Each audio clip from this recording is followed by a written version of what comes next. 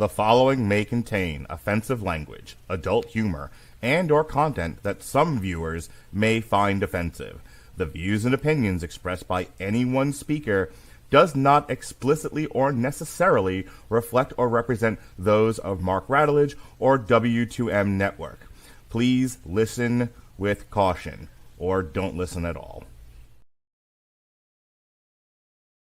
Hooray for Hollywood, where stars are living large, in mansions with their servants and their credit cards in charge, with fame that's fleeting, but the egos never change, where everyone's a genius, except the ones who really arrange. Hooray for Hollywood, where the scandals always sell, where every whispered secret is a new tabloid's tell. Oh, how we adore the endless red carpet galore.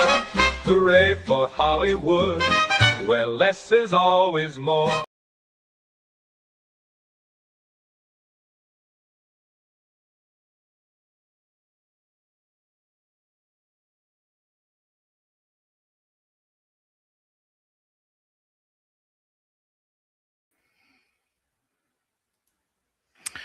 Having a bit of technical difficulties tonight. I think Rotten Tomatoes is running a script that was slowing down my computer.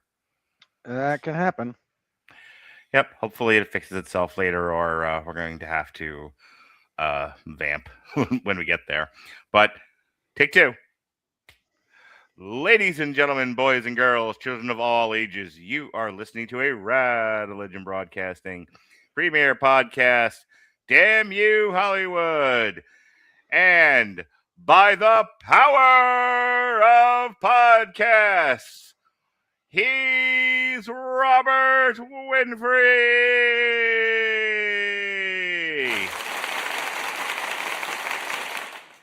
I'm almost positive my identity does not hinge on the power of podcasting. How you doing, Mark? By the power of podcast, Robert Winfrey has the power. No, we do not nearly have enough of an audience for that claim to hold up to scrutiny. I'm doing all right. I'm nursing a cold. I got allergy cold that started last week that I'm still trying to get over. But well, it's just me and you tonight. So It is. Took 2 weeks off. We did Mandalorian and Grogu and kicked the ever-loving hell out of Star Wars. Made poor Alexis cry. Then we did the boys. Well, then we kicked the ever-loving hell out of the boys and made Alexis cry. if we wanted to make Alexis cry on our review of The Boys, we should have done a quick coda where we checked the weekend box office and saw the 70% drop from The Mandalorian and Grogu from week 1 to week 2. We'll talk about that in about an hour or so. Oh no, we'll get to its other 70% drop. What are we talking about tonight, Robert? Well, if the intro wasn't enough to cue you in, tonight we are tackling another toy product, which doesn't actually narrow this down as much as you might think these days. This is Masters of the Universe. Born to be Kings. Yes, sir. Based on Mattel's iconic franchise. This 2026 fantasy adventure marks the long-awaited return of He-Man to the big screen, nearly 40 years after the cult classic 1987 film.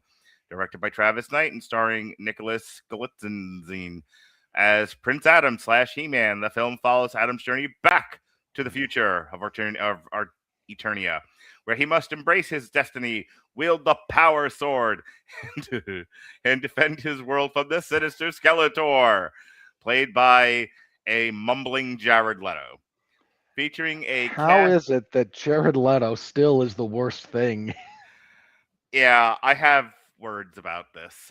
Featuring a cast that includes Camila Mendes, Allison Brie sexing it up, Marina Baccarin collecting a paycheck, Kristen Wiig doing voice work, and Idris Elba wishing he were back in Baltimore. The film blends sword and sorcery action, science fiction spectacle, and the classic 1980s nostalgia. After a troubled development process, that bounced between studios for over a decade, 10 years too late, Masters of the Universe finally arrived. Almost like they were desperately trying to capitalize on the Barbie sort of phenomenon, when Barbie itself was still getting kicked around studios like, we don't know what we're doing with this. Hey, is Amy Schumer still a thing? Did Amazon and MGM successfully bring Eternia to life, or should this franchise have remained in Castle Grayskull? All right. So I had ChatGPT kind of list out all the He-Man shows because I was trying to see where, like, I'm a huge fan. I love this franchise. I'm not one of the, as it's been called in other podcasts, man babies who, if you tinker with this thing too much, I go into apoplexy. I don't care that much, but I was a child when this was on and I enjoyed it.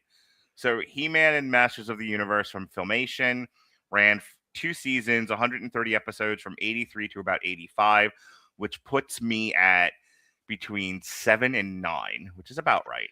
So for the record, this probably ends a little bit before I'm born. Yeah, that's I'm getting there. The New Adventures of He-Man was 89 to 90. I did not watch that and continued airing into 91 in some markets. He-Man and the Masters of the Universe, the 2002 to 2004 reboot. I guarantee you I didn't watch that. Apparently, though, that one was somewhat well received. It didn't last very long, but it was actually like it's well regarded.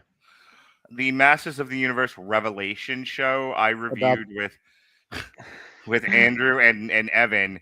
Reviewed. Put that in air quotes. That absolute war crime.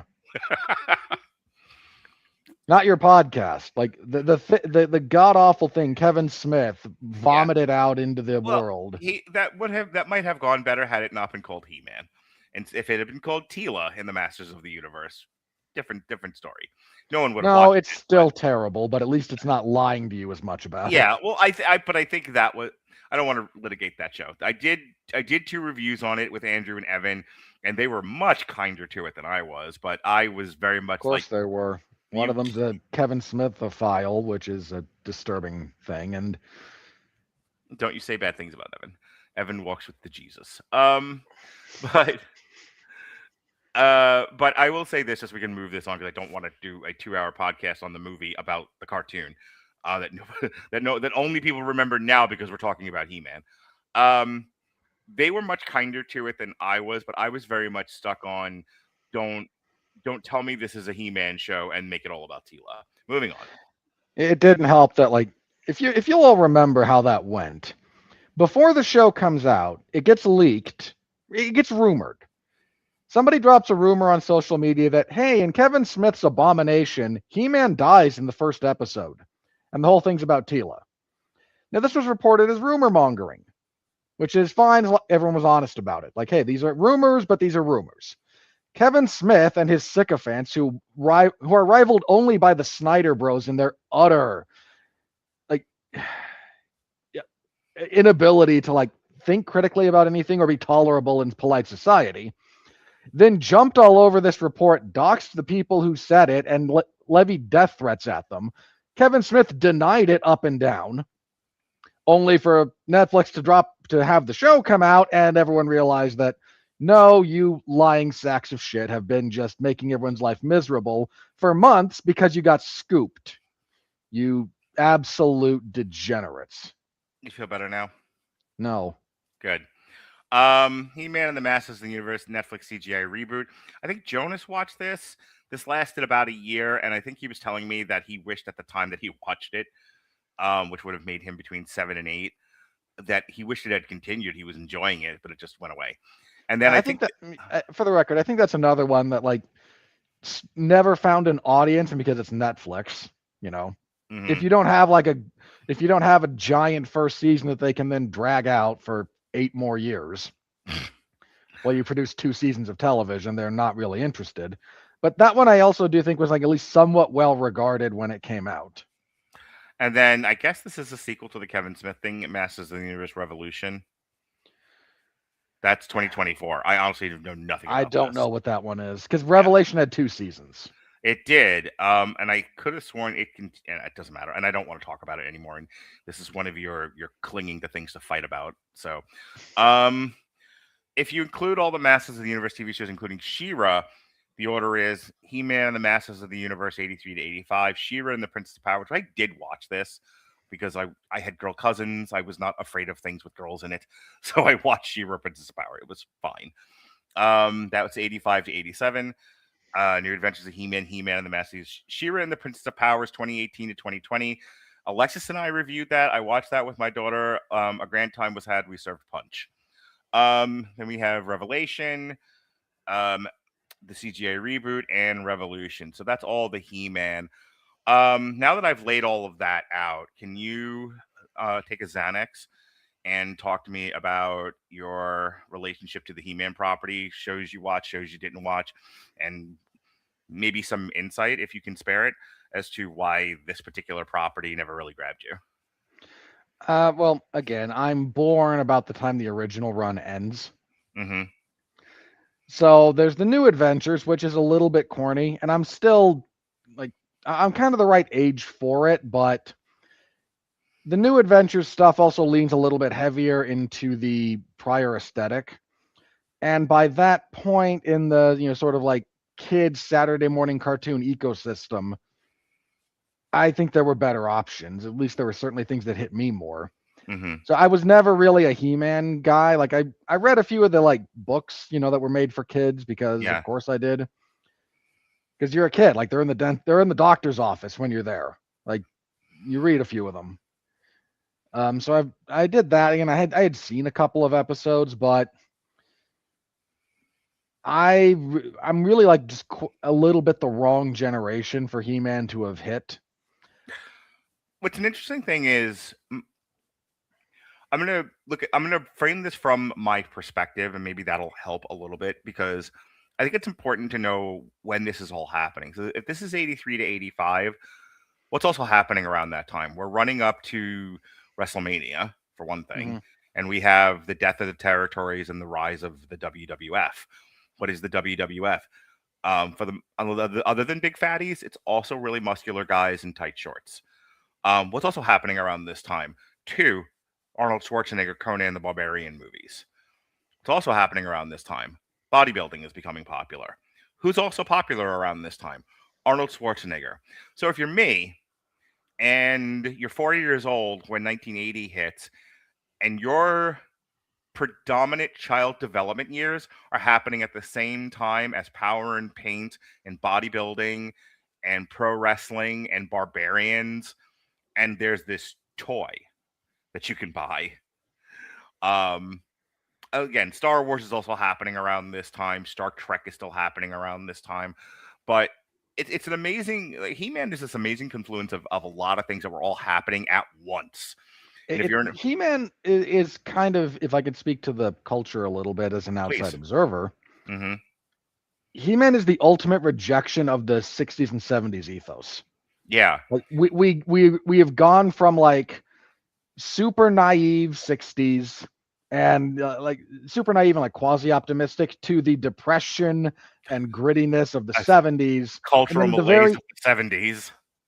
Yeah, the malaise and all that. And then right at the tail end of the 70s, the start of the 80s, you get a little bit of optimism with Star Wars. Yeah. And then you get, okay, but what if optimism didn't look like, Mark Hamill, a 5'4", vanilla midget, and instead looked like Conan the Barbarian. It looked like, it looked like Pumping Iron characters. Well, you got to remember, if you go all the way back through the history of humanity, this stuff keeps popping up. I mean, a lot of Roman and Greek culture was, if you look at the sculptures and stuff, was muscular guys. Yeah. Wrestling is as old as, time itself. Physical competition. I mean, these are all things ingrained in human behavior and appreciation. So, I don't know if you watched the Toys That Made Us documentary that talked about He-Man. I did watch those. I did watch that series. They talked a lot about how, like, Muscle and Fitness, not just the magazine, but just the concept, really, like, a lot of that got like poured into the He-Man thing. I can't remember all the details about it, but there was a lot of stuff that led to He-Man. So with with this rise, so the other thing that's happening around this time also is the law gets repealed that says you can't sell something along the lines of you can't sell directly to kids anymore. At which point, everything that I watched as a kid was a 30-minute toy commercial. They changed some of the wording so that you could make shows that were advertisements as long as they were actually shows. Right. So I grew up in the rise of that, where there was an explosion, and that explosion included, in no particular order, He-Man, G.I. Joe, Transformers, Thundercats, Voltron, My Silverhawks. Little Pony. Let's leave the girls out of this. No. Look, we're talking about the culture here. Like, let's not pretend that didn't exist and wasn't there to sell the toys. Well, sure. And then you get Barbie, My Little Pony, all that stuff. So my Cabbage point is, Patch Kids, Care Bears. I wasn't like a snob kid. I liked what everybody else liked. We all liked this stuff. And some of us who were more army oriented liked more G.I. Joe. Some of us who liked robots gravitated towards Transformers. I know I did. And, and those of us who also liked big, burly, muscly men, for whatever that says about us, and fantasy. Yeah. We gravitated towards He-Man. I was a huge fan of He-Man as a kid. I loved watching the cartoon. I had a whole bunch of the toys, and some of my friends had like every single toy. So when I watched it as a kid, I watched it with great joy. The thing about He-Man, and we can talk about this and then jump into the plot synopsis, is that the custodians of this IP have done a poor job of touching the beach ball. If you think of like a cultural IP as a beach ball, and the more touches it keeps it in the air, people know about it. There's a lot of play here. People are involved. More people are engaged.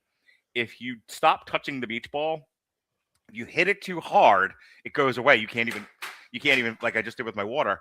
You can't even find the fucking thing anymore. If you don't touch it at all, it falls to the floor and it dies. So it's light touches. You don't have to kill the thing. You don't have to shove it down everyone's face, but light touches on the product and it stays alive forever. Compare, and I will shut up so you can respond to this and pick up my water. Compare the custodians of He-Man and how poorly they've touched the ball with how amazing the same custodians handled Barbie. Well, there's a minor counterpoint to that, if you don't mind me throwing it out there. What, you argue with me? This wouldn't be a show if you didn't. The custodians of Barbie also dropped the ball at a very specific point in time. They were very much stuck in the past at the turn of like the 90s. And their sales were struggling, and they were just like, well, if we just keep doing what we're doing, we're going to be fine. It's Barbie. There's nothing to compete with Barbie. A couple of years later, the Bratz dolls hit. And objection. Barbie is still, I hear what you're saying, and I'm not disagreeing with the point you're driving at, but you're being very picayune and aiming at the small argument.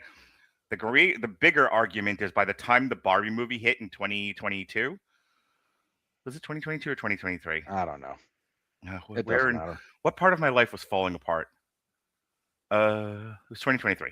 That's how I count time now. Bless you. But Barbie was still such a cultural icon and still appreciated, and the custodians had, despite wrong turns and drop balls, was still so much in the cultural zeitgeist. That movie made over $1 billion. I don't want to debate the merits of the movie or why it made $1 billion. We'll be here all fucking night. But I want to draw just a distinct comparison between that and we're going to talk about it with the money, but you can't compare when, even though there's been some touches of the ball with He-Man, there's been so much time in between and so little attention paid to this property outside of my cohort who still like the things we liked as kids. And then this movie, and then at the time of this recording, the movie is, the box office is failing. It's just such a wide comparison. So my point is that I used to think that He-Man, I'm going to let you have the last word here after I say this. I used to think that He-Man just didn't have cultural relevance after a certain period of time. Wrestlers got smaller. The world got angrier and darker. Culture changed in so many ways that, just to make a pro wrestling parallel, as much as Steve Austin's a big burly guy, he ain't as big as Hulk Hogan and Randy Savage, or Andre the Giant. And everyone started looking at He-Man and seeing steroids. Yeah, exactly. So I used to think that part of the reason why a He-Man movie like this could never work was because the world just wouldn't accept it. Except that everything that makes He-Man is still popular today. It's popular in different places and in different ways. But I think the specific property, unlike Barbie and some other ones, just was not what they did a poor job of keeping it in the zeitgeist, and there was too much time in between things and too many failures. I'll let you have the last word on this, and then we'll jump into the plot synopsis. Yeah, there's a couple of things. I think as far as like why He-Man has struggled. One is if we're going to do the one-to-one comparison to Barbie, and we're just going to like kind of track the two IPs. One of the primary drivers of Barbie's longevity is a lack of competition. Mm-hmm.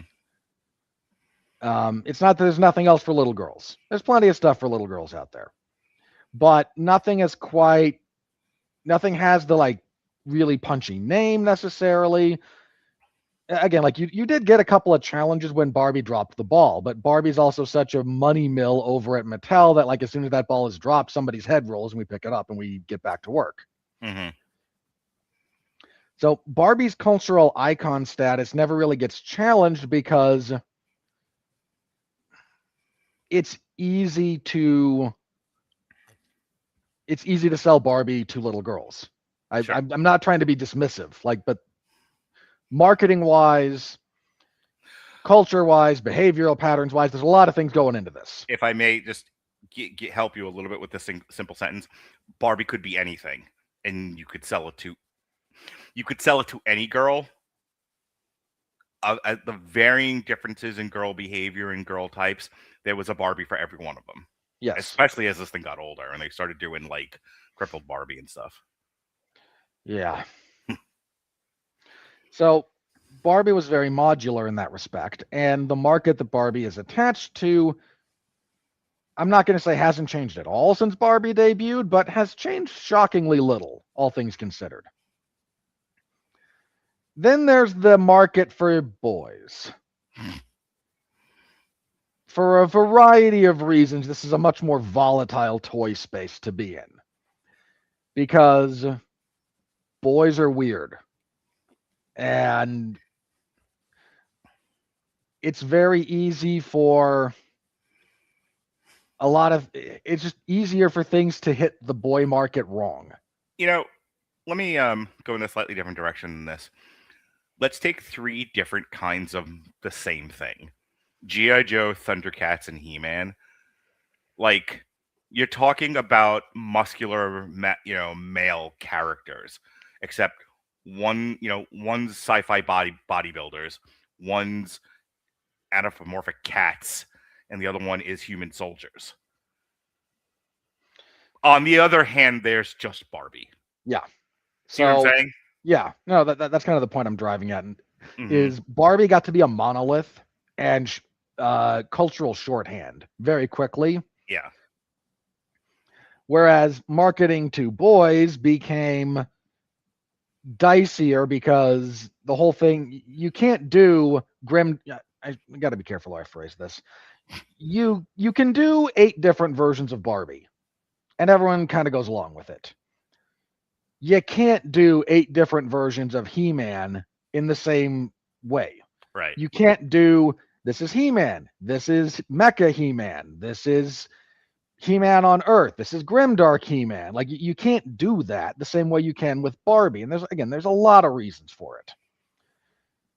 But you just can't. And consequently, a lot of stuff aimed at boys becomes a lot more cyclical. You have a shorter shelf life. Yeah. And if you make it like 5 years, you're doing great. And then you might actually achieve a degree of staying power.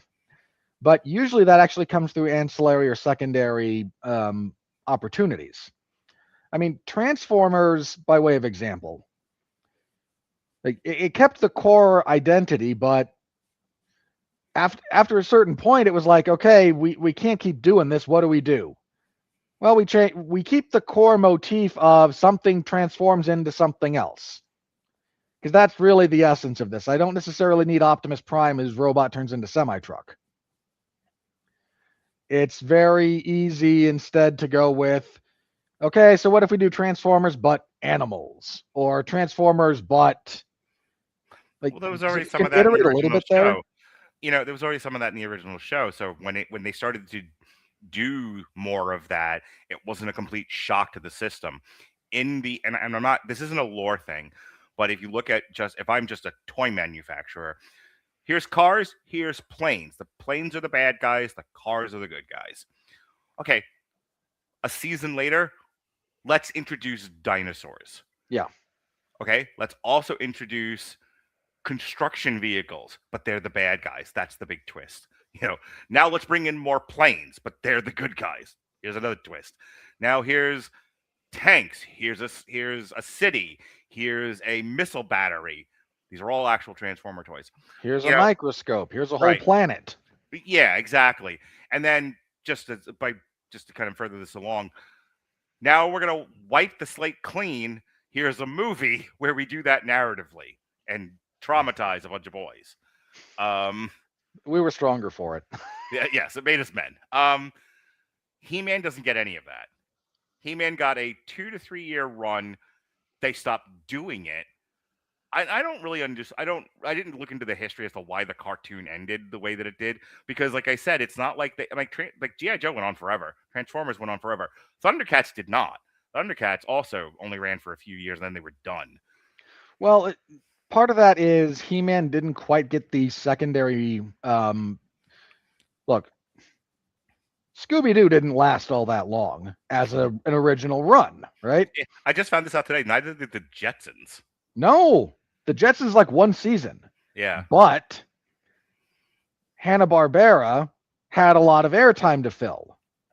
And Ted Turner, God bless him, loved these things. So on his network, he created a cable network and said, play the old cartoons. So Cartoon Network featured endless reruns of Scooby-Doo. And if you remixed it just enough, you only watched episodes every so often. So to get this back to the original point, He-Man didn't get that. Like what He-Man did was made weirder characters. Also true. So like V1, here's a guy with a big fist, here's a guy with a ram on his head, here's a guy whose face spins around, here's a guy whose neck goes long, and on the bad guy side, here's a guy called Stinkor, here's a skunk, here's a beast, here's a this, here's a that. And then like 2 or 3 iterations of He-Man later, they look like Cthulhian fucking, Lovecraftian monsters. But He-Man by himself never really changed. There was only one other version of He-Man that I can recall, and that was when he was wearing, it was the like progressively destructed He-Man, where he was wearing a chest plate that if you hit it, there was a crack, and then if you hit it again, it was a bigger crack, and then you reset the thing. Like, there's no other version of He-Man to get to the end of this.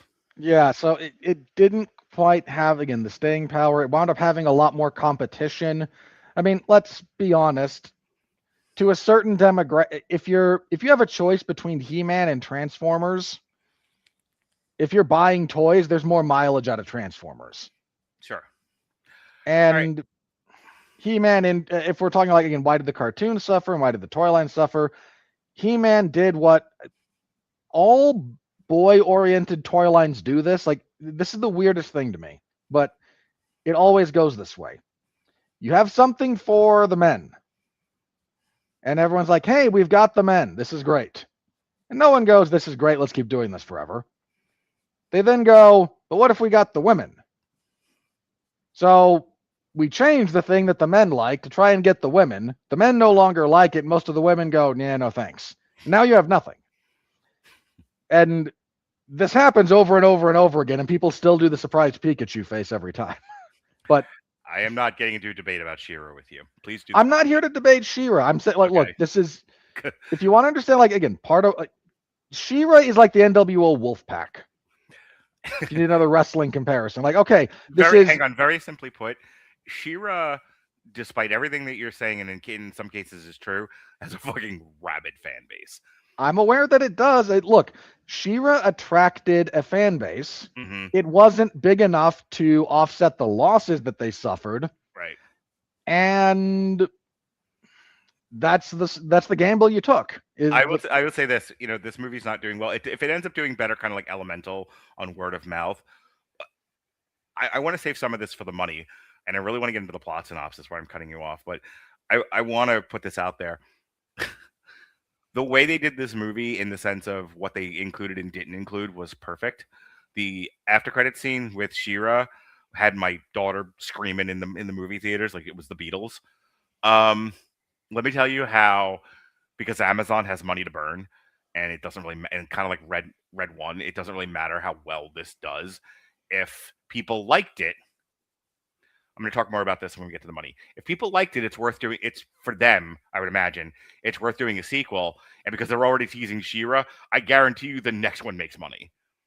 Because He-Man and She-Ra together, after this one already built up a ton of goodwill, I guarantee you the next one, if they keep the budget, reasonable, does really, really well. The plot synopsis, please. Yeah, this is the bog standard He-Man story. So Adam is the prince. He is small. He is weak. He is the Prince of Eternia. His dad is disappointed having a small weakling for a son and is like, guys, this world is not suited for you to behave like this. We need to fix this. And Idris Elba's like, yes, I can. This is going to take a little bit of time, but I think I can fix him. And his daughter, Teela, is like, oh, but he's such a sweet boy. Let me just whack him with a stick a few times. And then Skeletor attacks. So there's a big fight. The heroes lose. The royal family is captured, but Adam takes the Sword of Power, which is what Skeletor is after. And he is sent by the sorceress through a portal to Earth, because that's where his mom's from, apparently. And he is told, do not lose the sword. It's your way home. And in the portal, he immediately loses the sword. Because, in defense of the small child, there's a lot of gravity pulling on him. The aforementioned comment about him being small and weak. Yes, he couldn't hold on to the thing, too much energy going on. He lands in the one body of water in Oklahoma City. This is a miracle. He lands in the creek. Which is a miracle, by the way. Yeah, really. What luck. We flash forward. He's now a depressed HR worker, because everyone who does HR is either depressed or a sociopathic narcissist. Or a woman. But you repeat me. Yes, sir. He's doing that. He's looking for the sword. He finally gets a hint from somebody at the local comic book store about, it's over here, come get it. So he shows up and he steals the sword, and people record him because Panopticon. He tries to use the words to summon the power, but he gets the words wrong, and much like Ash Williams, is now doomed to wander the multiverse fighting the Deadites for speaking the wrong words over the Necronomicon. Sorry, wrong movie. But raising the sword somehow sends out a signal that people get, so the Beast Man shows up and starts wrecking things, and then Teela shows up and rescues Adam because he's a goober. She takes him back to Eternia, which is no longer pretty because Skeletor's had, 20 years or so to mess with it. And Skeletor's all mopey and sad because, well, he has achieved a great deal. He has dominance over multiple planets. He has the staff. He has an evil sorceress to do his bidding. He feels it could all be taken away from him. And he needs the power to truly become a god. So that's what he needs. And the sword's back. And he needs the sword because the sword is the vessel for the power. So they show up and they go to talk with the rebel forces. And the rebel forces aren't very happy to see them. And eventually, during their escape, Adam transforms with the power of the sword. He fights some people on a bridge. Yanks a guy's arm off, shoots a bunch of other people. Kind of great.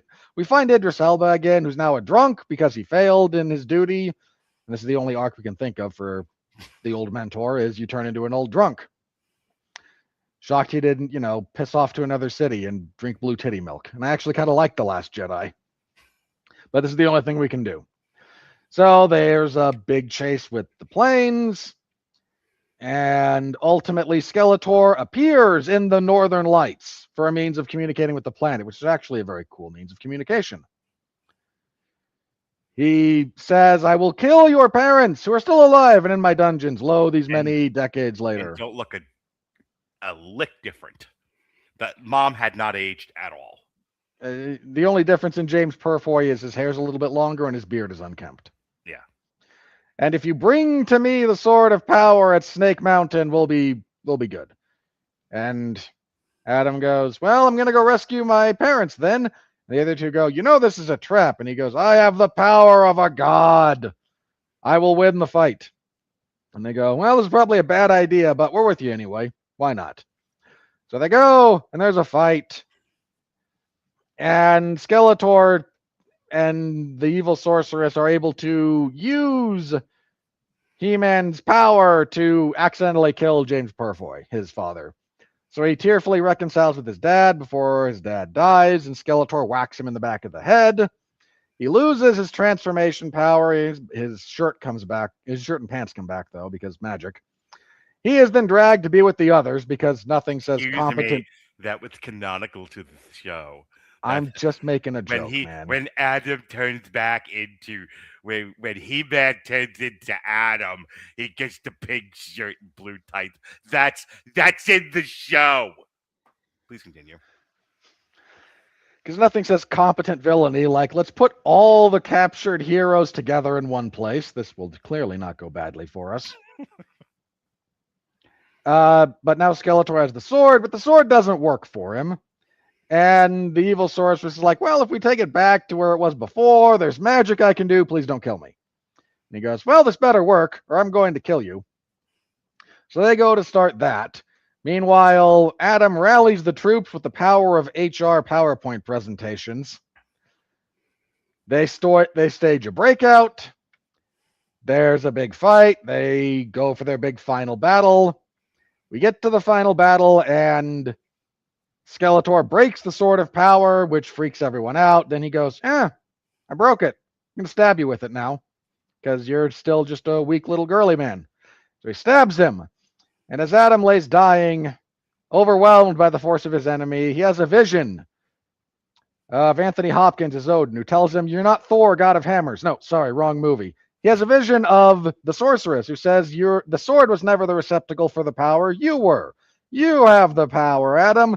And he wakes back up and he goes, I have the power. And the sword reforms itself like Mjolnir from the broken shards. And then he fights and he beats Skeletor after giving him an opportunity to, empathize.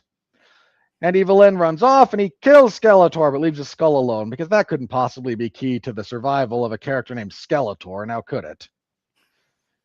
But the heroes win. A few months later, they've rebuilt most of Eternia. We all gather around for a big laugh.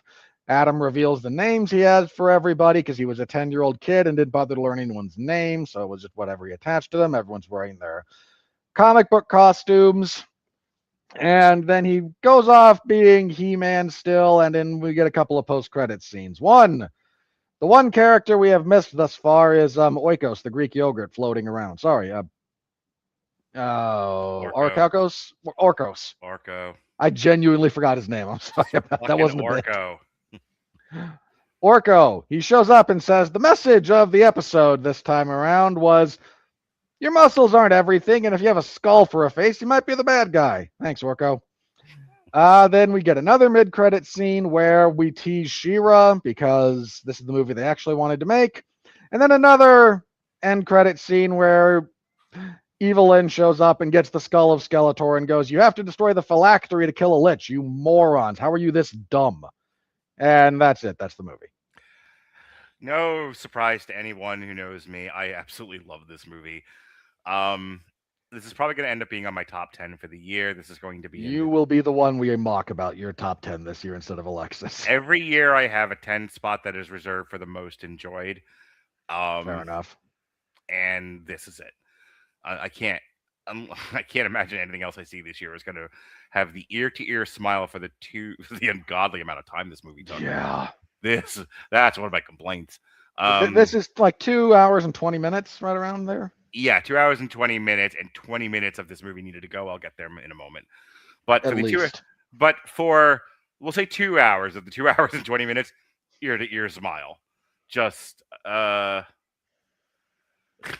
I'm gonna put this comment on here. Oh my God, can we be critical of this movie if we can't say the magician's companion? Leave my friend Robert Winfrey alone. Look, he shows up on screen for 30 seconds and his name is never said. I had to look it up. Robert is forgiven for. I'm gonna give you more grace than you and the rest of you fucking assholes ever give me. It's not your thing. I don't expect you to remember all the little details. But the guy's name is Orko. Okay. Anyway, not that it fucking matters. I love I this know, movie. like he's there as fan service. Yeah, I'm aware. Ear to ear smile, tears of joy. I laughed at the stupid jokes. I was having a ball with this. If I could be critical for a moment, because I don't want to do I don't want to do the thing I did with the Batman and you go off and make a fucking sandwich. So I would that's all. not leave you while I make a sandwich because you don't. If there was someone else here and you two just wanted to like do that, I would go make a sandwich and listen to you. But I said what I needed to say. I didn't feel the need to gush about this movie. I loved it. It's the movie I've most enjoyed this year so far, and I can't imagine enjoying a movie more than this. I think from a pure enjoyment level, there wasn't anything I didn't like about the movie. I'm going to kind of separate this into the dumb I like stuff and the smart movie review craft person that I have to be. So, things I liked. The plot was such as it was as simple and familiar enough that it needed to be, which I think it worked in the movie's favor. I thought the costumes all worked. I really give credit where credit's due. I think the people who did the set design and costumes were as loving and as competent as they could be making this crazy world what it was. I actually think the guy in the He-Man costume, which no one's been able to do it yet, is make that work. I mean, they did it. The He-Man body type doesn't and ability to act might be in short order and may not exist at all. So that's as good as it's going to get, and I accepted that, and it looked just fine. It didn't look out of place. Alison Brie was my favorite character as Eva Lynn was my favorite character in this entire movie.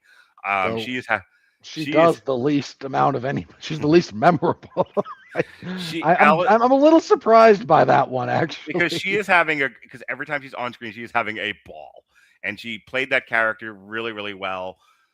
What I wanted to say about this is both a I liked and a craft thing, is on the pendulum too far this way, and you're leaning too far into the silliness that it almost becomes satire, maybe even like critical of the property because you're making too much fun of it.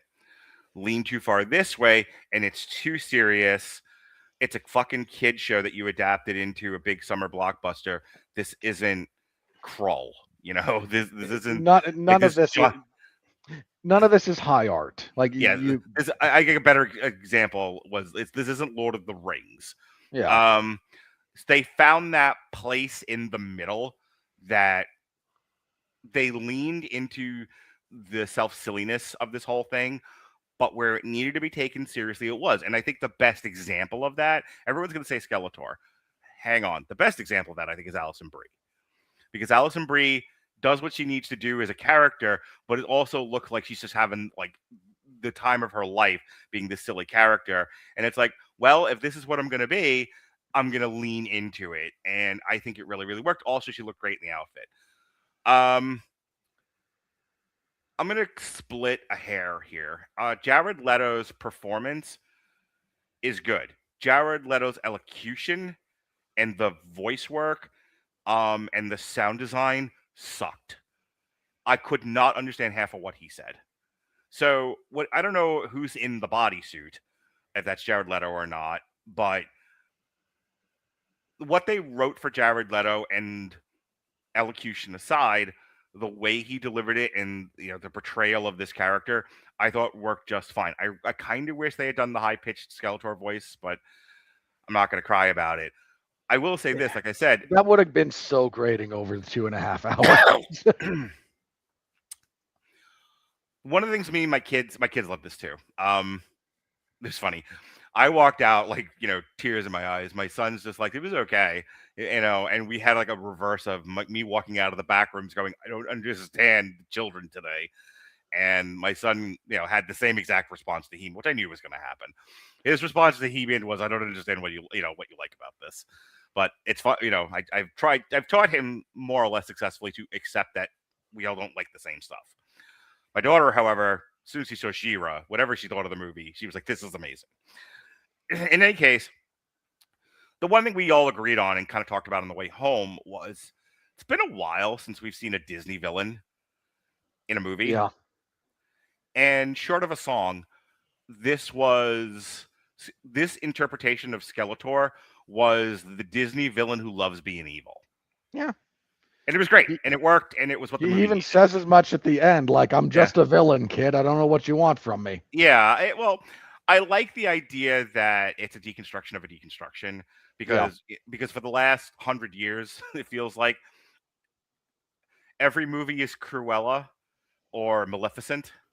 Boy, are they. Shorthand. I'm using shorthand. The rest of you plebeians, noobs, and marks can figure out what I mean by that, but you know what I'm talking about. Of course. I can read your mind, Mark. It's good. So we've had so many Maleficents and Cruellas for so long now that when you get a villain that's, you know, that's just you know, it's like your old song from what was it, Cabaret The Voltaire Voltaire song. It's so easy. It's so easy being evil. Yeah. It's perfect, and that's what he was doing. I actually thought about Cabaret Voltaire the entire time I was watching him. Anyway, that's kind of the thing it's one of the only things I really didn't like about the movie was how mushed mouth Jared Leto was. And I don't know if it's just him because I don't know how they captured his sound and how they projected it. So there are times where he's doing stuff and I'm only getting like every 2 or 3 words and then I'm losing stuff. And I'm like, that's not good sound design. Like that needed another pass. It was the only time I noticed it though. I thought the girl who played Teela was good. I thought they gave her just enough to make her competent and interesting. And then they gave the rest to the guy playing He-Man, and he got to do a lot of fun, good hero stuff. You know, all like his action fight scenes are not in any way stylized or interesting, but if you compare that to like somebody compared it to, I think it was the Critical Drinker it's the Critical Drinker. No, it was the Red Letter Media guys who compared it to like the Mandalorian and Grogu, where building up to him kicking ass works much more effectively than starting with him kicking ass. Let me stop for a second so I can address Chris's fucking monologues. Yes, the entire movie was epic fan service. It felt like the post credits were trying to one up each other. It was like, oh, you thought we forgot this character? Wrong. There they are. Also her. From the sets to the humor, it was perfect tribute to the cartoon version of Master of the Universe with a slice of 87 film. Yeah, the Dolph Lundgren cameo was pitch perfect. Pretty much. The criticism of the humor is off base. This is exactly what was done in the cartoon. The Skeletor we see on screen was the same bumbler we see in the cartoon. Many folks think he was seriously sinister, but the character on screen is exactly what he is in the show. I agree with the Leto loss of audio on his voice was glaring in 2 spots. Yeah. A big criticism I have of this movie is the first 20 minutes. They could have done that in half the time. Takes too fucking long to get to Eternia. And I was like, when Teela and Beastman finally showed up, it was like drowning, and suddenly like just before you pass out from not having enough air, you break the surface and finally you take a deep breath. That's what that first 20 minutes of the movie was like. Like when from the time he gets kicked off of Eternia to the time that Teela and Beastman show up is fucking horrendous. Like it is everything I hate about modern comedy. Oh, it is unfunny. It is all cringe based. Yeah, it's like watching a network television show. It was like I've watched now enough of The Office because Erica has it on half the time. She's not watching Gilmore Girls, and I'm like, I don't like this. I hate that this is what people think comedy is now. It's everyone is like hyper verbal and doing therapy speak. Gag me with a spoon. So like the little gags. I appreciate. Go ahead. The problem with that whole stretch, it's trying to be a humorous critique of that trope, but it spends so much time in there that it stops being critique and starts being a genuine part of the movie. Yeah, I could see where the writers were very precious about it. Like, haha, we're making fun of this thing. Aren't we funny? Didn't kill enough babies. Yeah. There was too many of those jokes in there and it ran too long. I don't care about the HR lady. That whole speech she gives him needed to be cut in half. We needed not necessarily this bad, but close to Batman v Superman editing in that whole 20 minutes. Cut that down by fucking half. The bit in the comic book store, just have Also, him goes on so long. just have him take the fucking sword and run out with it. Hee hee ha ha ho, you know, and like he runs into cops or something. He didn't need to be bumble fucking with the statue forever. Just take the sword and go. And then it doesn't, and then you know, like maybe he's like in an alley and it doesn't work.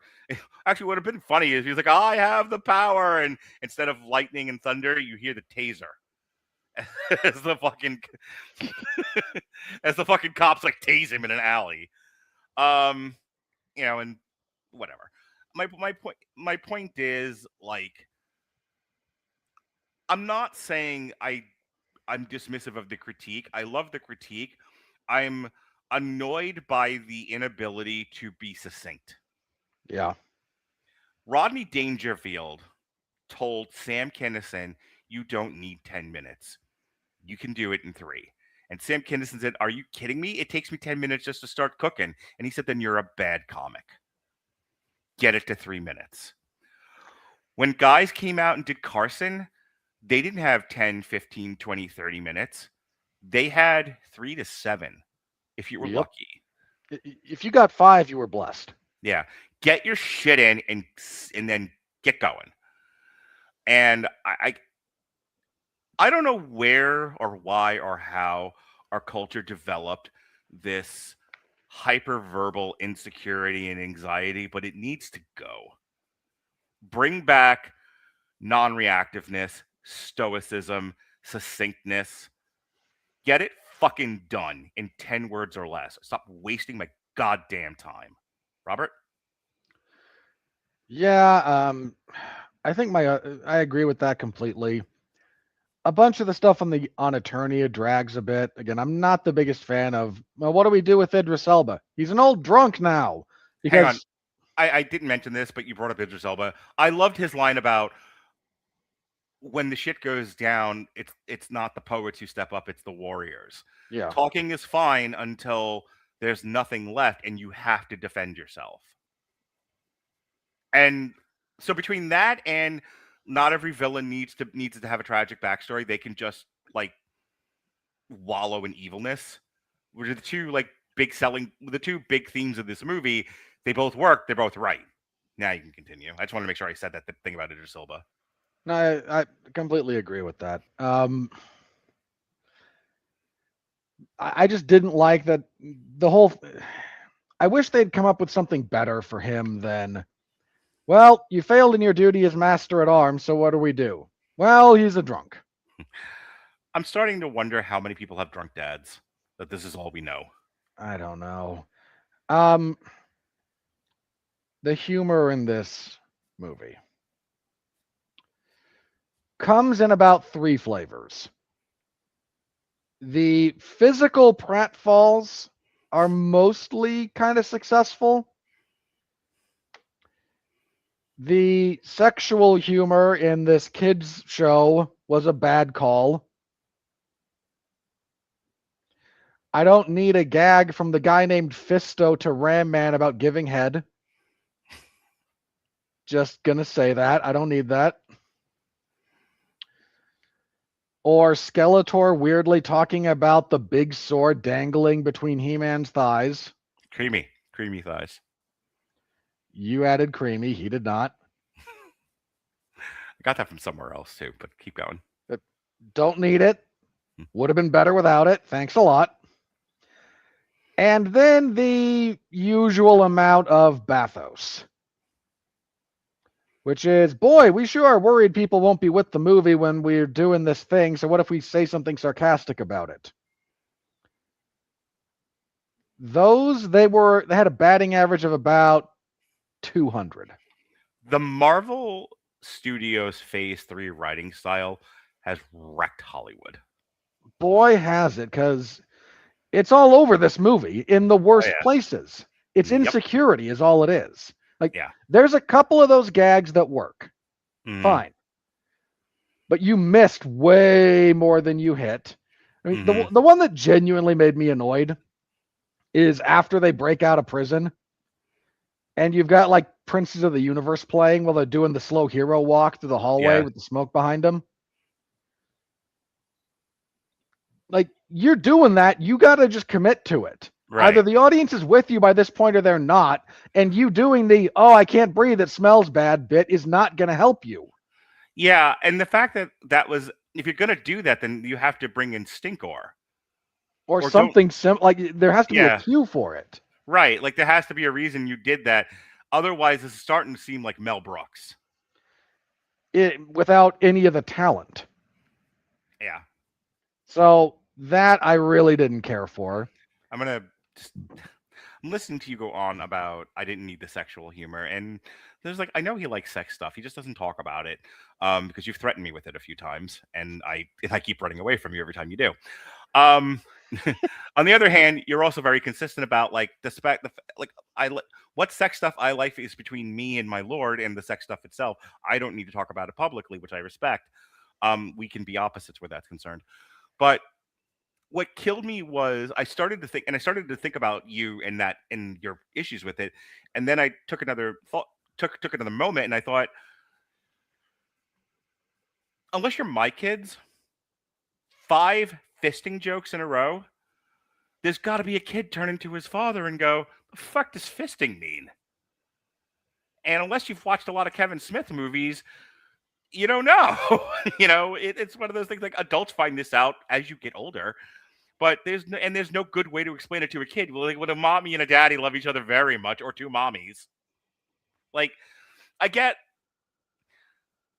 that's the only reason why I agree with you, because I'm willing to take like a gay sex joke here or there, I mean, look, more so than you might be able to. sure, But when you're putting in stuff into the movie that's supposed to be for a general audience that you have to explain some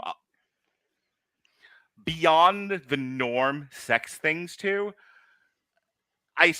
then I go, come on, guys. And while I didn't have the visceral reaction that you did, I did have a thought about like, boy, am I glad my kids are 12 and 15, and I've already corrupted them. but I mean that's kind of the problem. Is like there's plenty of kids who aren't, respectfully, your kids. Right? No, I get it. I'm fine with that. And one joke, I think we all could have got. I would have rolled my eyes, but that's also like you have to. It's such a weird name that's so closely tied to that you kind of have to say it at least once. Sure. Otherwise, what are we doing here? But Yeah. once is all you need, really. I'm gonna fist you, and everyone just goes, ahem, and a tumbleweed blows through, and then let's move on. You got your one in. The kid's not gonna question it, probably. And then we can move on. However, I'm going to fist you, and you're going to get a fist in. 5 minutes later in the movie, I'm going to fist everybody. 2 minutes later with Patricia Arquette, any of you fucking pigs move, and I'll fist every last one of you. Yeah. All right. Enough already. That's kind of how that got. Mm-hmm. So that didn't work. And again, if this were like an R-rated movie, I wouldn't be saying nothing. I'd say I don't care for this and leave it at that. Sure. It would not be a genuine like, boy, you're trying to make this for general audiences and are trying to introduce a bunch of, young boys to this IP.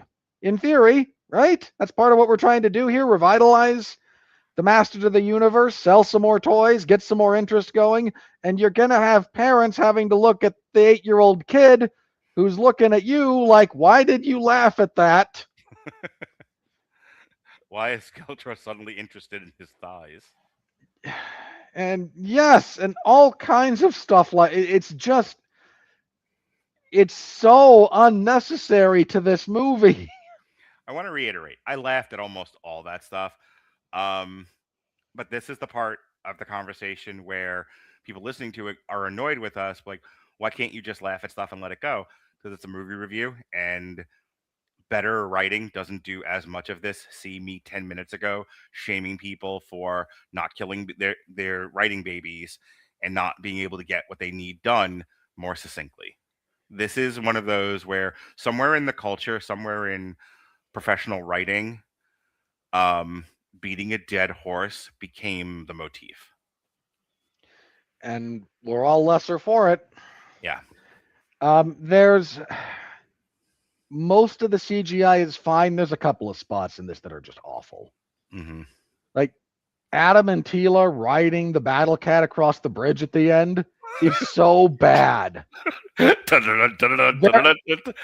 they're not bouncing as the cat is loping. It's so bad. Yeah. I wanted to hear like King Arthur ride up with coconuts.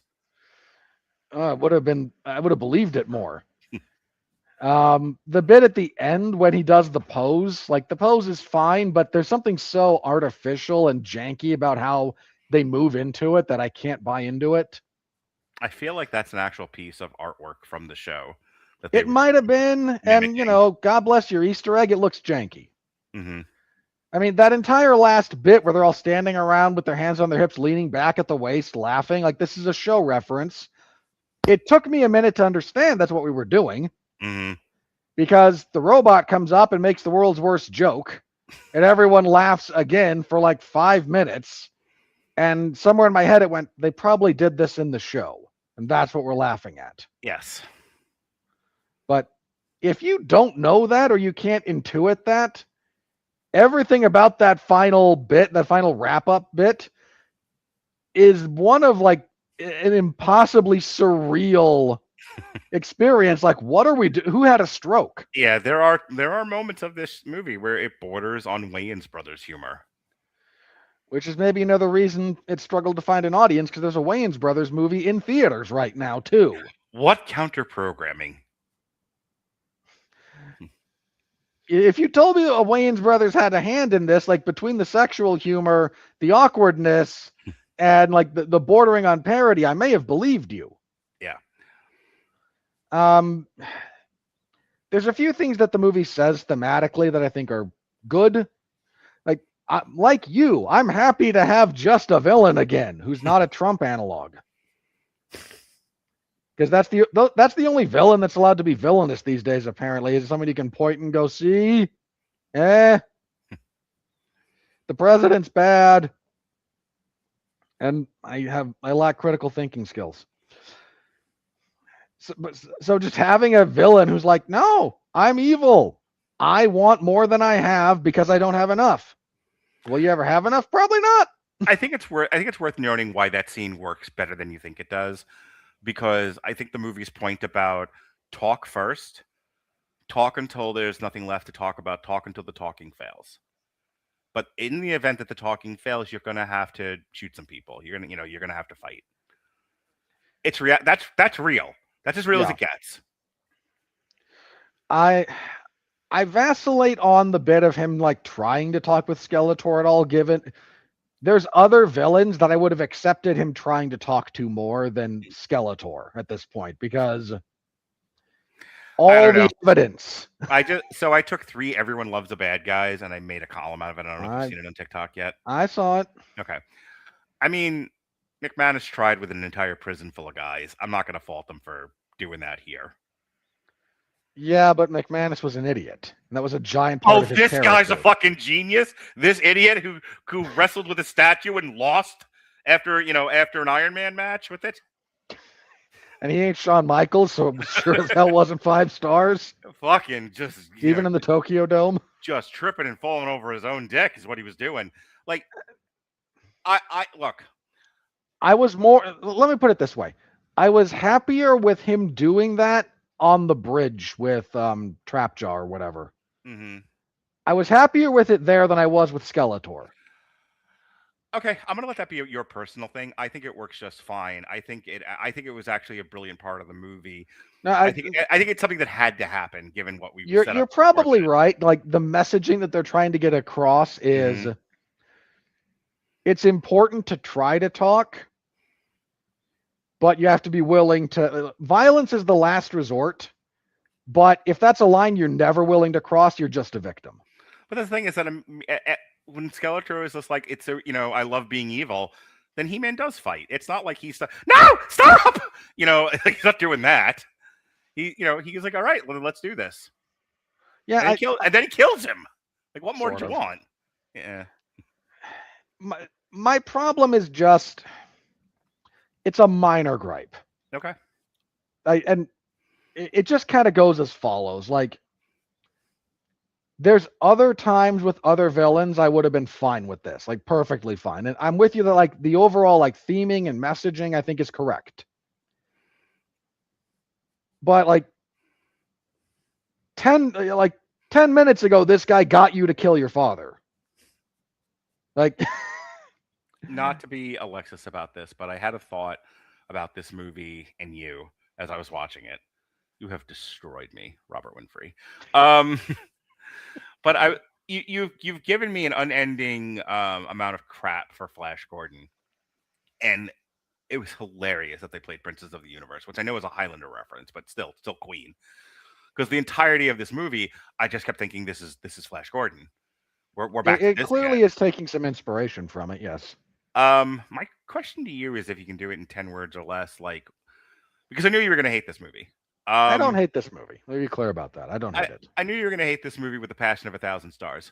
And that you're going to wish certainly don't hate it with the passion of 1,000 burning suns. And that you wish death on everyone that worked on it. I understand that about you, Robert. Only Winfrey. 2 people. However, you also don't like Flash Gordon. That's why I knew you were going to hate this movie. And I'm trying to figure out, what about the space fantasy kind of heavy metal magazine motif that this is clearly drawing from, as did Flash Gordon, do you hate so much?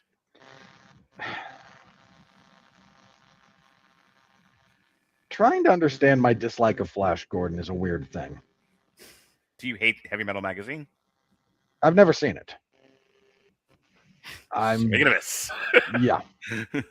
I'm aware of it, so like when people say like we're drawing on the heavy metal aesthetic, I get it. Like, you're not talking about the music. I know what we're doing here. Okay. So it's not that. It's just, I think part of my problems with Flash Gordon are it looks so cheap and so stupid. I can't get over the guy standing on a jet ski in the middle of the air.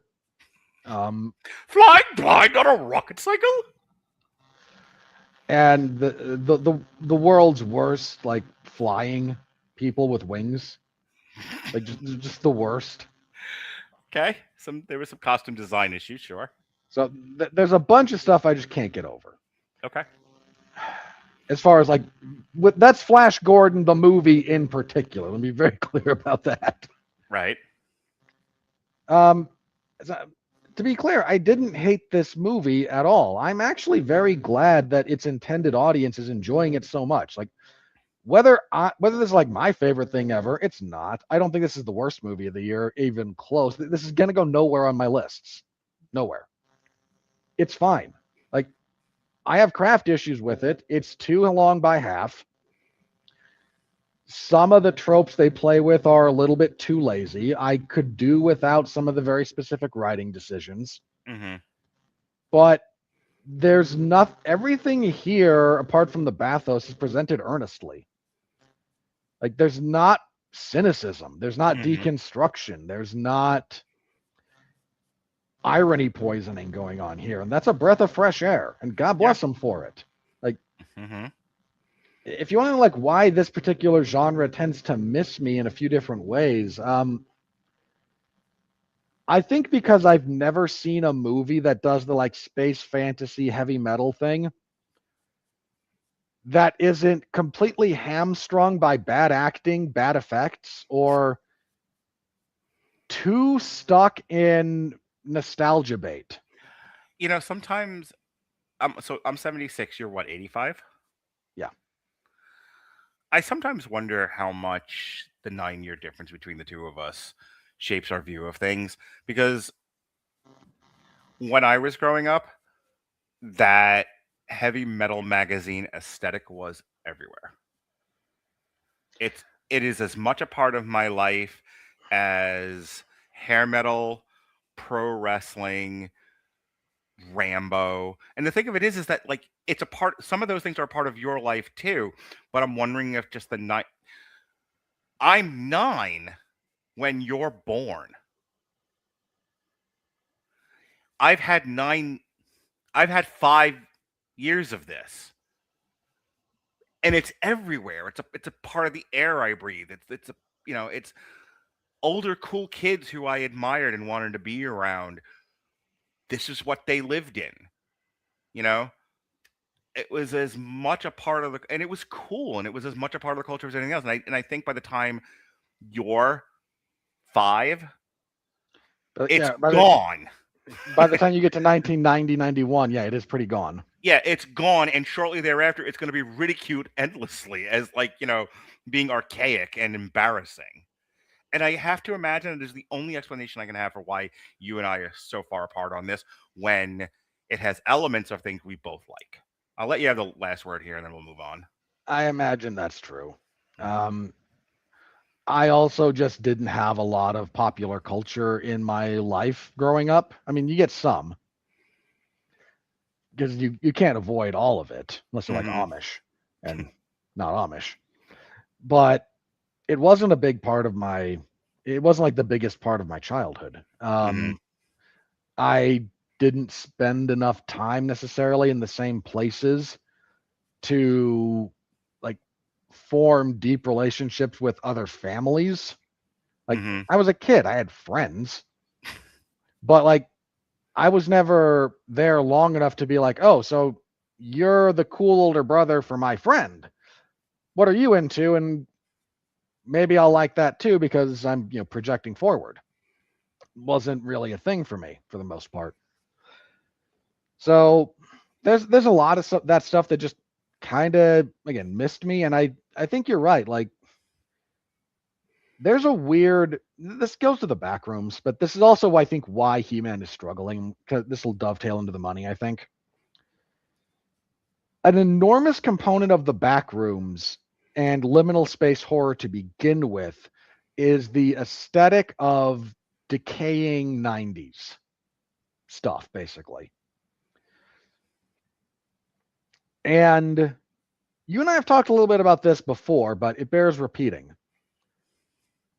An enormous amount of our culture froze in the year like 2002. It's the weirdest thing, but the 50s had a distinct, the 1950s had a distinct style, had a distinct musical sound, had a distinct overall aesthetic. The 60s had a distinct music, aesthetic, style. The 70s had a distinct music, aesthetic, style. The 80s had a very distinct music, aesthetic, style. The 90s had a very distinct music, style, and aesthetic. The 2000s progress about 5 years past the 90s. Like you take some of the stuff that's quintessentially 90s and we flush that away. But we don't go anywhere from there. Like the teens have nothing discernible to separate them from the back end of the aughts. The 20s have nothing to discern us from the teens other than we break that by COVID. We don't break that by, hey, here's a new music. I was gonna say there isn't a cultural break the way that you're talking about. There is a human events break. Yeah, and there's something real damaging about that. And like it stops the young people, and say this is an old guy, but it stops the young people from having their own culture. Like I had my childhood. I'm okay holding parts of that dear and letting parts of that go, but right. It was one of the reasons why when Jonas and I were talking about this, and he was like, I don't know the He-Man IP as well as you do. This doesn't mean anything to me. And I went, yeah, last week I said the same thing about the back rooms. And he went, right. And we were done. He could, at 12, and as much as I've media trained him, he understands this was part and parcel of my childhood, the way he has things and his sister has things that are part and parcel of their childhoods. But that's kind of the problem is fucking Christ. Wow. Keep going. kind of the problem. I mean, I think the time I remember when I saw this for the first time and it kind of broke my brain. Somebody said, if you watch The Office, there are only two things that tell you the time period it's set in: the cell phone models and the size of their monitors. Yeah. If you give them all the latest phone and put a flat monitor in front of their desks, that could be set in 2025, 2023, 2022. So the sum of your thesis is? Some of my thesis is this is an IP that struggled over time for a number of reasons. We talked about some of that. Mm-hmm. It's become a cultural relic. I don't say that uncharitably. Relics have value. But it's from an era that is visually and aesthetically distinct from the last time culture moved forward. There's like 2 iterations removed. Right. I want to interject something in what you're saying. This comes from the legacy of sword and sandals movies. Outside of Gladiator, and I'm not counting Gladiator 2, when was the last time we had a lot of sword and sandals movies that were culturally accepted broadly? 300? Yeah. Was And maybe the last one. And 300 was. Hang on. You know what? That's. I think you're right that you're hitting on. While you're looking it up, because it was something that. Let me have a look at this. Sword and sandal. Because when you gotta understand, and I want to make this point, then chime in. Let me get these out. At the time He-Man is coming out, not only do we have Conan the Barbarian, we also have Clash of the Titans. We also have Beastmaster. We have Krull. We have, slightly different and a little bit later, we have Willow. We had a ton of this kind of, hard body. Take the hard bodies out of the comedies and the sex comedies of the time and throw them into an action adventure. And you had the sword and sandals movement of the 80s that He-Man was a part of. Yeah, the sword and sandals, sword and sorcery genre. Yeah, and it's been largely lost over time.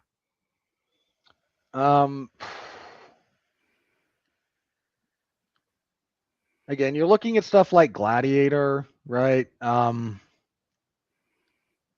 I would throw 300 into that category. And how long ago were those? 20 years now? Oh, Gladiator was 2000. Yeah, okay. 26 years ago. It's a lifetime ago. It's a whole kid. Let's see. Alexander, sort of. Again, this is not an effective list. Hang on. Did you like me to ask Fancy? I just need a full list. Make your point, and then I will read the list, and then we are moving on. Okay. Yeah, this is also, again, it's drawing, probably the closest one the last time was The Mummy with the Brendan Fraser one, which isn't really sword and sandals, but it's, adventure. So this whole, you're dealing with genres that are kind of out of popularity. You're dealing with an IP that has a fan base that is a generation that you're dealing with a fan base that is the generation of Star Wars. And I hate to break this to everybody, but Star Wars has become a Western in the sense that if Mark can attest to this, Westerns were the things that our dads watched endlessly as movies that they thought were cool and we thought sucked. Yeah. I actually don't have that relationship with the Western genre, but culturally, that's what they were. That's what Star Wars is now to the modern, to like the young people. That's what my dad watches, and it's lame. And that's where we are. This is that same kind of thing without a bunch of movies in between. And I'm also going to throw out, I'm not going to rehash the debate about the quality of the project, but this is an IP that got a Netflix adaptation when that meant something that no one liked and soured everyone on the IP. And I'm not blaming Kevin Smith entirely for the failure of the IP in this movie. I'm saying that he is definitely a contributor to where we have arrived at. All right. I did 75 to 25. The Proto He-Man era. Monty Python and the Holy Grail. The People That Time Forgot. The Lord of the Rings animated. Hawk the Slayer. The Great Sword and Sorcery Boom of 81 to 89. Excalibur. Clash of the Titans. Dragon Slayer. Conan the Barbarian. The Sword and the Sorcerer. Beastmaster. Sorceress. Deathstalker. Krull. Conquest. Fire and Ice. Conan the Destroyer. The Warrior and the Sorceress. Lady Hawk. Legend. Red Sonja. Highlander. I would the not Barbarians. count Lady Hawk, but Masters of the Universe 87, The Princess Bride, Willow, The Collapse 90 to 99, Beastmaster 2, Dragonheart, Kull the Conqueror, The 13th Warrior, Fantasy Returns 2000 to 2010, The Lord of the Rings trilogy, King Arthur 2004, Beowulf 2007, The Chronicles of Narnia films, Clash of the Titans 2010, The Mythology Era 2010 to 2020, Conan the Barbarian 2011, Immortals 2011, John Carter 2012, Jack the Giant Slayer 2013, Seventh Son 2014, The Last Witch Hunter 2015, Warcraft 2016, failed. Gods of Egypt 2016, Failed. King Arthur Legend of the Sword 2017, The Green Knight 2021. Weird. That's the modern. Hang on, because this list ends hilariously and it really makes the point we're trying to make. The modern revival, The Northman. Which we loved, but who saw it? Dungeons and Dragons: Honor Among Thieves. Which that is Honor Among Thieves is the closest analog to this movie, and that also couldn't find an audience. Right. Mythica: Stormbound 2024. Red Sonja from last year, which was so bad even you could just laugh at it. Deathstalker 2025, and the now Masters of the Universe. So we're gonna move on to the money now. But look, if you're wondering why this film fails to find an audience, it hasn't been a successful movie in God knows how long. I mean, Christopher Nolan's going to try and breathe some life into this genre with The Odyssey, but here's the thing. People are going to go because it's big money Christopher Nolan. In his last movie, he made the atomic bomb. Yeah, but at the same time, like, this movie's getting pushed back. And that we'll get to it when we get to it. But all right. With that said, for the love of God, here comes the money. We're in the money. We're in the money.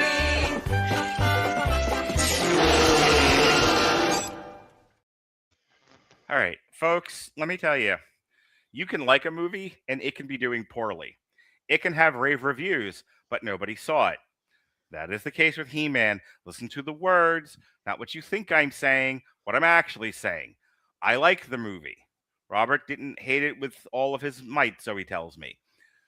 It's not doing well. That is not the same thing as it's bad. It's a perfectly well-made movie in a lot of ways. We talked about a lot of that. We also told you, it wasn't perfect. Here's what's wrong with it. It's just not the same as it's not doing well. It is bombing at the box office. Bombing at the box office means people are not paying to see this feature. Not that it's bad. Read a book. Now that I've said that, I'm so tired of explaining that to people. Every time they're like, it's bombing. Oh, it's bad? Yeah.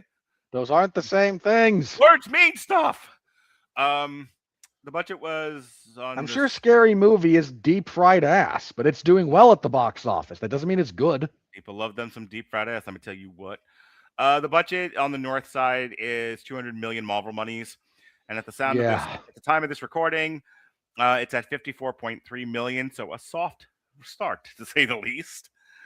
No hope. Almost no hope for that. As of June 7th, Masters of the Universe has grossed 29.3 million in the U.S. and Canada, and 25 million in other territories for a worldwide total of 54.3 million. In the U.S. and Canada, Masters of the Universe was released alongside Scary Movie, and is projected to gross 30 to 35 million from just under 4,000 theaters in its opening weekend. The film made 11.7 million on its first day, including 4.4 million from Thursday night previews. It went on to debut 29.3 million, finishing second behind Scary Movie. At this time, there are no notes about a sequel. So, Amazon's come out and done a little bit of damage control and has said they're kind of okay with the box office at the moment, which is obviously untrue. I mean, even for Amazon, which, let's be fair, has money to burn, if you spend $200 million on this thing, with no word on how much you spent marketing it, you don't want this. But if you're Amazon and you look at this and go, okay, He-Man can be a brand reassessment. We can get a little bit of goodwill from the people who like this. And then we can make the movie we really want to make, which is She-Ra, because everybody loves She-Ra, right? And then because we are stupid, we won't actually do She-Ra and He-Man together. We'll save that for the third movie because we're stupid. So there's where all that is. Yeah, Scary Movie opened number 1, which just speaks to, the death of comedy as a concept. As we wait for Mark to come back. There's Mark. Had to be. All right. I guess that's my cue to continue now. Scary Movie was the number 1 movie of the weekend with 54 million. Masters of the Universe debuted at number 2 with 29 million. Backrooms fell from 1 to 3. Obsession fell from 2 to 4. I want to stop here. I have now seen both of these. Okay. I have seen the Backrooms. I have seen Obsession. I would like to tell you about these movies. Please. If I may.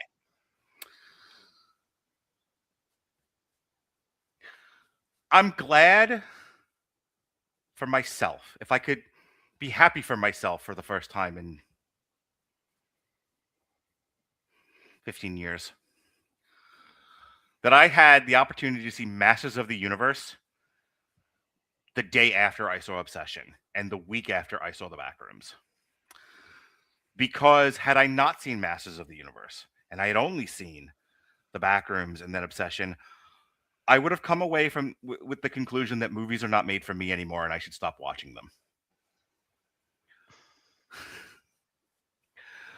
And then I saw Masters of the Universe and I was like, oh, they're still making movies for me. That's good. Okay, there's space for all of us. The problem is with the financial return, this might be the end of the, late boomer, early Gen X IP. Let me get back to this. The Backrooms and Obsession are both well-made movies. They are also meant for like my kids and like people in their 20s. That seems to be what I've heard because I haven't seen them yet, but they're aimed pretty squarely at like Gen Z or very young millennials. I said this to somebody I was chatting with, and I said, one movie annoyed me, the other one confused me. I'll start with what confused me. The Backrooms confused me. I don't understand why people like this. That's okay. I'm allowed to not understand things, and I don't need it explained to me. I got to sit through that once with my son, and he's my son, and so he gets to fire hose me with, what liminal horror is, and the 4chan picture, and the guy that made the YouTube videos that then went on to make this movie. It excited him. It thrilled him to the bone. He couldn't wait to tell me about it when I walked out of the movie going, what the fuck did I just watch? And that's okay.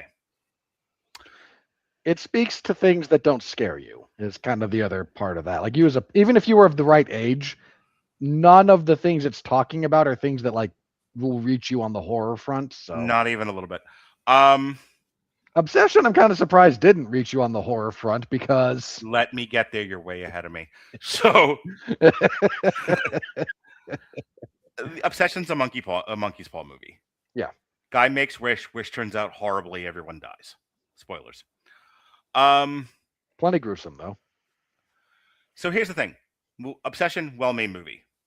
Erica, not thrilled with it, thought it was stupid. But I liked it. I can't imagine why. Googly. So it's a well-made movie. It's well acted. The lead girl, who gets the wish made upon her, is phenomenal. She does her part very well. This movie was too familiar in this sense. The girl being crazy who is wished upon is a girl I have dated in some iteration over the last few years more than once. So it was a little hard to get through for me as I'm like, oh God, you remind me of So many women without being mystically wished upon and made crazy. So there's that. Phenomenal job acting, little too familiar. The most horrible thing about this was not the gruesome violence or the eerie use of space. It was the all too familiar crazy chick. Yikes. That face across the table. Yeah.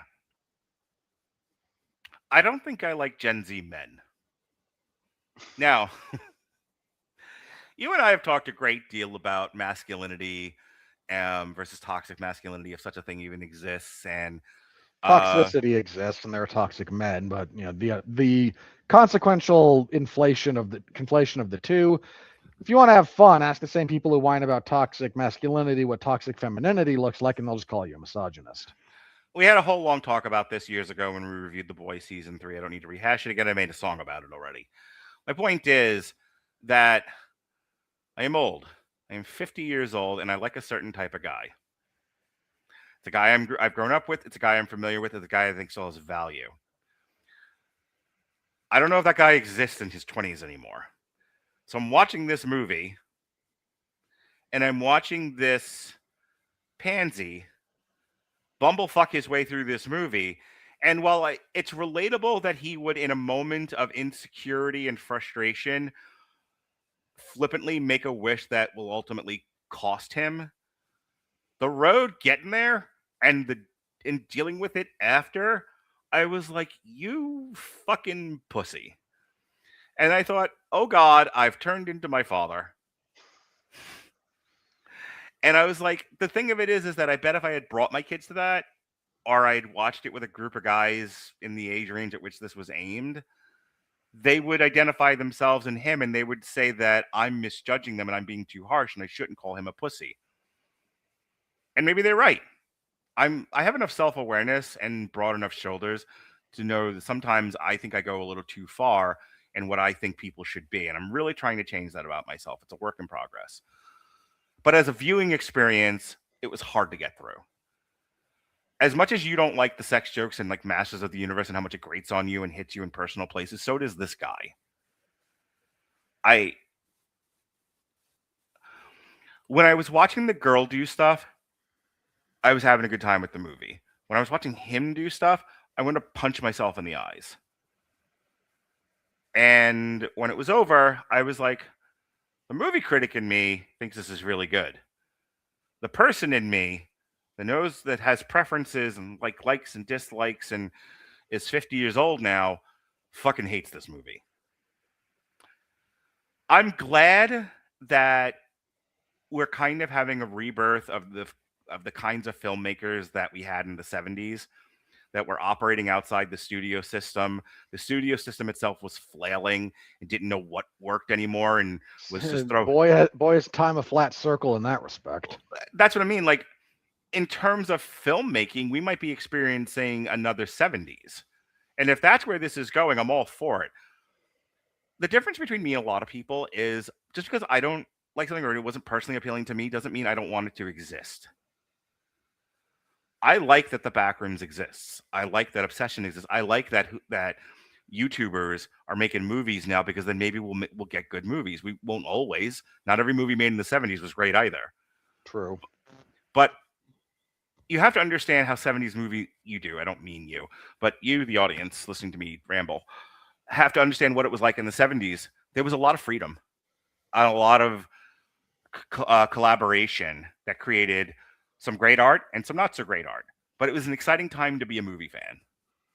I'm hoping that's the beginning of where we are now. And for that reason alone, I love the Backrooms and Obsession. Any thoughts? They both beat the Mandalorian and Grogu. Woohoo! By the way, that counts as as my review, because when you do this later with Alexis, I don't want to be on that show. I've said all I'm going to say about it. Fair enough. We'll see if that comes together or not. I mean, it probably will for a triple feature of some kind, but I told her aim for Halloween. Yeah, throw the screen back up because we have to talk about the Mandalorian and Grogu. Yes, sir. Yes, sir. Yes, sir. So it fell from 3 to 6 in its third week. I can go back a week if you would like. You don't. I know what it was. You don't have to, but okay. So this is The Mandalorian and Grogu, second week. The Backrooms was the #1 movie of the weekend. Obsession was #2, and Star Wars had fell from 1 to 3 and had a 70.1% drop. You opened soft and you dropped 70% in your second week to be beat by 2 low-budget horror movies made basically by YouTubers. Star Wars is dead. DED, dead. And then this week, it took another 70% drop to finish behind The Amazing Digital Circus, The Last Act. 60%, Robert. It's 59.3. Oh, sorry. I was looking at the wrong one there. Okay, 60%. Still, you dropped 70% your first week. You couldn't afford 60% this week, but at all. That movie cost around the same that Masters of the Universe did. It's around the $200 million mark. Probably more than that when you factor in advertising. I mean, Disney was publicly admitting it needed like 700 million to start being profitable, 6 to 700. Not even close. It's not going to get close to that. Like, it's not going to be in the top 10. Almost certainly not. Like, dead. You have gone out of your way to kill this thing in any number of ways for a long period of time. And for some reason, they're still going ahead with the next Star Wars movie, which, okay, I get what you're going to try here. It's another non-mainstream, non-trilogy movie. It's going to be Starfighter, where Ryan Gosling is going to be a starship pilot, an old, slightly gruff, awkward pilot mentoring a young Force user in hiding. Boy, where have I seen this before? Yeah, Star Wars. When that one bombs, maybe someone will start to figure out that this is dead, wrecked, gone, burned, earth salted. If you need another analogy, it is a dead parrot. It is no more. So that's the state of Star Wars. It ceases to be. I can keep going if you want. No, I'm okay with that. We can keep going with the. Hang on, I want to address this on screen. Okay. Good friend of the show, best friend of the show, Neil Blackwood says, you know the Knicks-Hausen? The Knicks-Hausen are playing. Yes, I have it on. It's currently 89-86. I had money, but one of my legs broke already. But I have the Knicks. I have the Knicks in 4. At this point, I have no. The Knicks are going to just sweep it? Yeah. But this is not a sports show. But yes, we're well aware. Thank you, Neil. You're a good boy. Yeah, look, Danhausen cursed the other team. It's going to be fine. Yes, sir. Yes, sir. Yes, sir. All right. Moving on with this. Michael dropped from 4 to 7. Michael, a profitable movie. The Breadwinner dropped from 5 to 8. Not a profitable movie. Not a profitable movie. Pressure dropped from 7 to 9, and The Devil Wears Prada 2 dropped from 6 to 10. Train Spotting, the 30th anniversary, debuted at 19. The world's depressing enough. I didn't need to go see Train Spotting again. Debuted at 20. Jinsei debuted at 27. Underland 29. Chum 33. That was the weekend. That was worldwide. Neil wants 10 more He-Man movies, and I think he's not going to get them. Well, the worldwide box office is such a fucking disaster. Now, right now, the Star Wars is in 7th place with $293 million. So the big news is the Super Mario Galaxy movie barely crawled its way over the $1 billion mark. So good for them. It's not a movie, but yeah, 18 TikToks in a trench coat. Michael is at 888 worldwide. The number 2 movie in the world, Project Hail Mary, is at 680. The Devil Wears Prada. There's $200 million drops between 1, 2, and 3.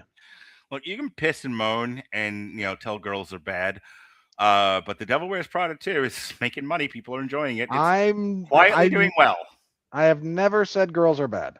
That's your casual misogyny, not mine. Okay. But I accepted that the devil. I just didn't want to review it with you, or go see it. But I didn't want to see. Look, I didn't want to see it, but look, the childless 40-year-old women watched that when they were in their early 20s and thought it was aspirational, and now we're revisiting it. Pegasus 3 is at 5 with 656. Hoppers, and then another $300 million drop. Yeah. Hoppers is at 372, which is above The Mandalorian, which is at Which, dude, The 293. Mandalorian isn't going to beat Hoppers. Wuthering Heights still since February in the top 10 with 241. Blades of the Guardians 215 is in the top 10, and The Backrooms coming in at number 10 and 11 in the King of the Ring tournament. The Backrooms, Backrooms and Obsession both beat Scream 7. Yeah. So, Mark, have you put yourself through The Bride yet? Because I told you it streams now. yeah, no, I haven't had time to watch it yet. I've been doing other When stuff. you're but feeling bad about yourself, put that on. You'll feel I- worse. I have to by the end of the year. So, Mortal Kombat 2 hasn't beaten the drama yet. Nor will it. Let's go down to find Masters of the Universe just for funsies. Currently between Mercy and Mercy from January and Shelter at 54,439,000. It's below. It's below Crime 101 and Hamnet. And the Bone Temple. Yeah. It's a minor miracle. It's above Iron Lung. Oh, there it is. Number 54, The Bride, between Stray Kids at 23 million and Hokum at 23 million. Hokum's a pretty decent little horror movie, so. Nobody went to go see Yumi in Tuscany. I can't imagine people deciding not to go watch Halle Bailey after her acting in the Little Mermaid. Mark, what a surprise! Like her voice was the selling point there, not her acting. Now go watch her be infatuated with another. Who was that movie for? All right. So He-Man and the Masters of the Universe has to deal with a murderer's row of movies this month. This thing is not going anywhere. You know, again, if word of mouth gets out on this, it might have some chance of making a decent amount of money. But, you know, is it going to be profitable? No. But this is what I wanted to talk about. Amazon is not a theatrical exhibition studio. True. Amazon is a company that ships items to people. Amazon is a company that sells ad space. So Amazon can afford to put a movie in the theater, have it not make money, and continue to make more movies. Oh, I meant to bring that up. I missed it I forgot to bring it up in my review, but that whole 20-minute segment before we get back to Eternia, you had to have died. When Beast gets hit by an Amazon truck? By the Prime truck, yeah. I laughed my ass off at that. I was just like that. You had to have died inside at that. No, I fucking laughed at it because I was like, ha! It's Amazon. I hope that's the only product placement. Like later on, fucking Man at Arms isn't eating a fucking, drinking a Pepsi. Look, they did not have to airlift in via drone someone's Amazon gift card as payment for them running through the streets on a screen. Poor Ice Cube. My point is, I will never feel bad for Ice Cube, ever. Look, an Amazon truck hits a gorilla monkey monster, and we're done now. And that's the last we're going to do of this or see of it. Fine. That is how you do comedy. Not a slow motion. Well, against the Bud Light truck while a Transformer goes through it. Yeah, really.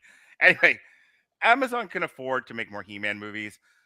Amazon bought MGM Studio, did the what do we have now thing, and they rescued this movie out of development hell because this has been about 10 years in the making and several iterations.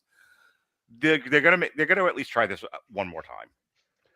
Yeah, I think at this point, protecting the brand is more important than making making money on the movie.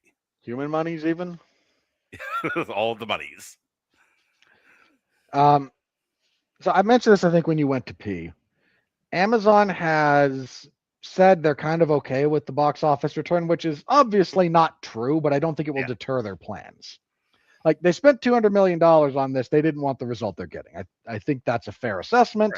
Right. But I don't know that it's going to be a big enough bomb for them to abandon future plans. So my hunch if they get good word of mouth and they use this as like, okay, this is an investment, we're going to lose money on it, but it's going to rebuild faith in the IP, Right. then we can do a She-Ra movie. Then we can do a third movie where the two get together. Here's the thing I'll tell you. For the last 6 months to a year now, I have seen movies not do well in theaters and then see an announcement on like MovieWeb or some of these other blogs. It's been greenlit for a sequel. That tells me theatrical exhibition ain't what it used to be, ain't what it used to be, ain't what it used to be. Again, Amazon MGM is not a movie studio. But one of the products that you can get from Amazon with your books and your kitchenwares and your pants is movies. You're everything. You can buy anything on Amazon. So I think you're right. I think they're gonna do like a solo She-Ra movie, and then they'll bring the two Mash of them them together. together. Right. And I will go on the limb. We don't have to do what we always do with this. Oh, Mark's making a prediction. Let's everyone kick him repeatedly for decades on end because I had the audacity to go out on a limb and make a prediction, you fucks. Sorry. You said Finn Balor was going to be the next John Cena, Mark. I've said a lot of things. None of you make mistakes. You're all perfect angels. I understand. Dude, you're welcome to put. It's not like you've never thrown stuff I've said wrong back at me. But I didn't pick James Toney to beat Randy Couture in an MMA fight. At least he tried. Anyway. That's almost. I mean, at least you didn't pick Francis Ngannou to beat Anthony Joshua in a boxing match. Yeah, I fucking have learned. Anyway, I do think that I'm not okay. Hang on, let me address Neil real fast because I'm not insulting Finn Balor. I'm really not. Like No, Balor's fine. This is about me and my weird predictions. Mark was on record. I said the guy that was going to stand out in the Shield was Dean Ambrose. It turned out to be Roman Reigns. Like, well, I mean, in fairness, if we're talking about like which character stood out, it was Dean, but Vince hated him. Yeah. Mark just said that, John Cena's winding down. This is about 8 years before Cena would actually retire because wrestling. But he said, I think Finn Balor is going to be the next John Cena because the little kids love him. And we all looked at Mark and went, you're crazy. And he said, no, you will see. And we watched as he did the Rainbow Club.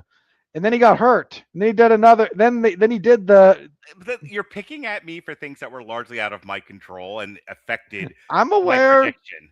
Like I'm aware him of this, winning but the title and then immediately getting injured, like fucking Edge. We're getting off track. My point is, so if you wanted to make a prediction, I think by the time we get to He-Man and She-Ra and the Masters of the Universe or whatever the fuck they're going to call this, I actually think that movie makes money. I think I think if they keep the She-Ra budget reasonable, I think that'll end up making a profit because She-Ra actually has there have been much more touches to She-Ra more recently, and it has a much more rabid fan base, what I was saying before, look, than He-Man does. The Alphabet Rainbow Brigade latched onto She-Ra, so it's in its corners, it has a pretty serious fan base. So with that, I think She-Ra brings more girls to the theater. I think it makes money, and then I think they put the two of them together, and voila, we have I think we're gonna have a situation because if you compare this to say like the MonsterVerse movies, remember those movies also don't make money for a while. Actually, hang on. The first Godzilla makes a lot of money. It does very well for itself for what its budget was. Not like they were expecting. No, it's not $1 billion, but right. That's my point. Like Godzilla, King of the Monsters, King Kong Skull Island, they're either like rangy unprofitable, give or take $1 million or $2 million. It isn't until we get to Godzilla versus Kong that we actually make the kind of money that they were wanting to. That doesn't actually make a lot of money because it was day and date on HBO Max because that was in the middle of the pandemic. Yeah, well, it's that too. My point is, like, the MonsterVerse movies took a while to really ramp up financially. You know what also took a while to ramp up financially? Marvel. The Iron Man movies do okay, but Hulk is not a moneymaker. Thor's not a moneymaker, neither is Captain America. And then the Avengers made $1 billion. Both Cap and Thor were profitable, just smaller. But that's my point. That's what I'm trying to get at. Is Well, in fairness, if Iron Man had done this on a $200 million budget, we don't have the MCU and the world's a better place. Right, but also put out by Paramount at the time versus Instead of, Amazon, which versus this is a part of the- rounding error. versus part of the company currently running the United States. It's not an apples to apples comparison. I'm aware, but again, like $200 million is a rounding error for Amazon. I get it. Like, Right.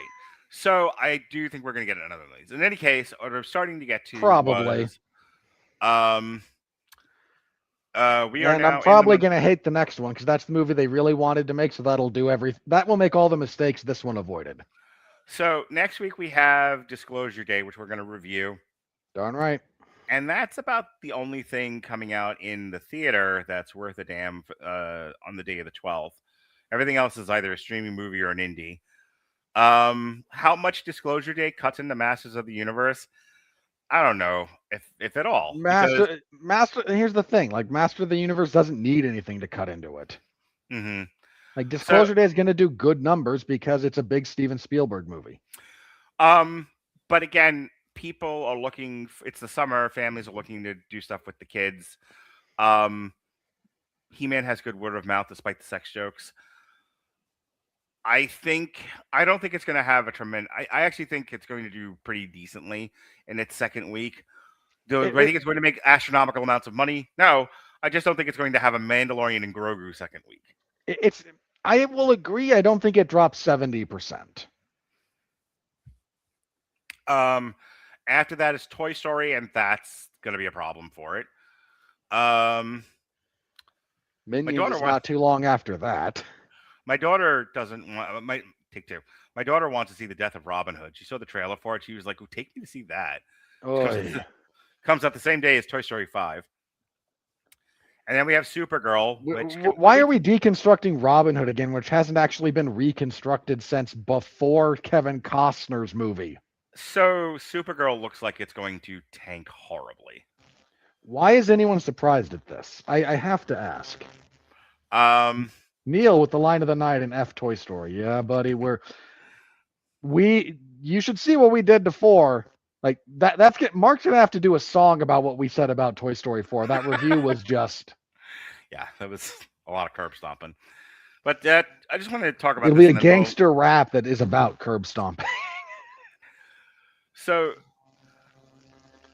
my son asked me on the way to the theater, what is the story with Supergirl? And I kind of explained to him he asked, is she always like a drunk party girl? And I'm like, no, that is one book that portrayed her that way. And that's because basing the movie on. It's also because James Gunn can't write protagonists that aren't Star-Lord in some capacity. Well, there's so many different versions of Supergirl. There's pre-crisis Supergirl. There's New 52 Supergirl. And that's true. And again, which one did he decide to go with? The one he could turn into Star-Lord. Right. And that's the thing. It's like there were so many different ways to have gone about Supergirl in so many different books. You went with specifically Tom King's book. And we did a review on it. I don't know if you've seen it, but Jesse, Alexis, and I talked about it. It's not a bad book. It's an odd choice to adapt into a movie first time out. This was already kind of a leap with going from Superman to Supergirl with nothing else in between. Because again, there has been no other DC James Gunn movie since Superman, and that struggled. We talked about endlessly. As we talked about it endlessly because people were disingenuous and stupid about what we said about it. Yeah, I hated the movie. Fair enough. Other people liked it. Again, fair enough.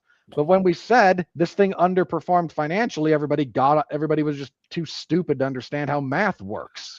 So, Supergirl has her fans. She would have to have the amount of books that she's had. I'm not sure if that's the next one. I understand James Gunn's telling this like long, stupid story. Like he thinks, because he thinks he's Kevin Feige and all. But for some reason, he thinks he's in a safe position as Warner Brothers is about to be sold. Yeah. So I don't agree with his choice to make the second movie in this series of movies Supergirl. And a Supergirl story that's so fucking isolated from everything else that's going on. So I don't know. But I'm not alone in I'll go see the movie. I'll probably end up liking it because I know what I'm like. But There's a group of guys out there that don't like some of the things Millie Alcock has said in the press. Well, hang on. If we want to address that very briefly, it goes. Mhm. This is a very simple thing. They're looking at the early projection numbers, and it's not good, right? Like their early projections that can change. We're still a month out, right? Mhm. Could change. But they're looking at the early projection numbers and going, "Oh, that's not good." So what do? They grab the lead actress and go say the thing. She goes, "But I don't want to say the thing." And they point to her contract. Say, "It's in your contract. Say the thing." And then she sighs and goes out on stage with a gun pointed at her and says, "It's the fault of the Christian dads." Yeah. Because this is what we do when our movie's about to underperform. We start the blame early. And I almost feel bad for her because it's very clearly like she doesn't, I would bet money she doesn't actually think this. This is just what she's been told to say because... That's incredible. You would think after the whole Rachel Zegler thing, no, they would stop doing stuff like this. But it's like, no, let's create another Rachel Zegler situation. Because bad press is, good press kind of a thing. And the poor actress is like, I have to live in the Rachel Zegler skin suit you're giving me. No, thank you. Yeah.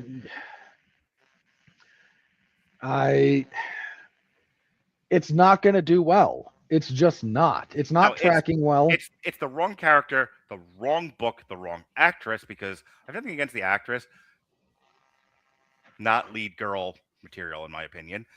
So nothing about this movie is particularly appealing to a variety of people who might have seen this movie. Then you release trailers, and I'm careful about judging some of this stuff, but they're cut together so badly. And some of the number of like, hey, watch this cool action scene, and I watch it, and it doesn't look cool. It looks terrible. And I'm not alone in this. Like the trailer reactions to this movie have not been good for whatever value that metric has. So back to will Masters of the Universe pick up some steam over the course of June? Probably not. And like I said, by the time in 2 weeks, we have Toy Story. And as much as we're going to bitch and complain about it, I'm sure, as much as we bitched and complained about Toy Story 4, people have short memories. People have short memories. They don't fucking care. So they'll go see the Toy Story movie because I have so much to say about that movie when we get to it. That by that point, I think Masters of the Universe will have lost a lot of people that might have, like, again, if you go to the theater and you look at the posters and you go, which one should we see, kids? 9 out of 10 of them are going to say Toy Story, not Masters of the Universe. Yeah. And I think all of the old dads already saw it. The theater I saw it in this morning, empty. Now, granted, first showing on a Monday, but it's summer. That doesn't mean what it used to mean. Yeah. All right. Let's get her done here and hopefully this doesn't fuck up my computer again, as we do the critical review.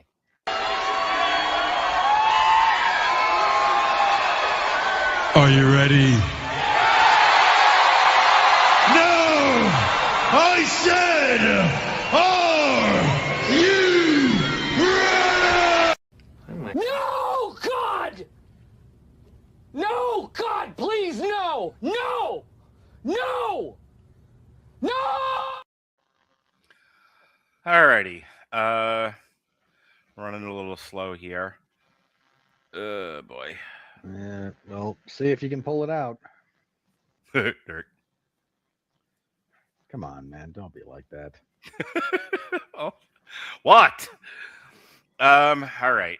So far, so good. We are at a 67 on the tomato meter and an 88 on the fan meter. That's about right. Top critics drops it to 53. Look, I have my complaints about this movie, but again, if you do the pass-fail, I do think this is a fairly easy pass. Verified and all audience are tied at 88. The AI writes, by the power of Grayskull and with a little help from its self-deprecating script and spirited cast, Masters of the Universe is a delightful adventure that finds the humanity in He-Man. All right. here's what I'll tell you, because I had to do the job and I couldn't say what I wanted to say, so you said it. But I will tell you this: I don't think a lot of critics got this, and I think a lot of critics like this is beneath them. Like that's it. That's all it is. It's beneath them. Like, oh, this is yet another thing of like this is old man stuff, and they don't want to be a part of it. It's I'd also rather watch old woman stuff. it's it's all muscly men and space fantasy and stuff. A lot of critics out there that are just turn their nose up at it. So instead of giving the movie a fair review, they inject too much of their personal opinion in. It's not what they want, so it's a bad movie. That said, Allison Wilmore of New York Magazine Vulture, Masters of the Universe belongs to no one, a project engineered at enormous cost from the needs of IP. This doesn't. That's the problem. Like, this doesn't actually belong to no one. This belongs to the audience it's aimed at. There's just not a big audience for it, it turns out. Nick Johnston of Onyland, Knight ostensibly wants us to walk away with the lesson that Adam's good-hearted nature is the real source of strength, yet the movie constantly belittles this aspect of his character, even after he's completed his labor and saved the world. I'm wondering if his degree in feminist studies got him his job at Onyland. I'd assume. Yeah. He saw the Daryl character and went, "Hey, that's me," and then everyone derides the Daryl character, and he's going, "I can't do this."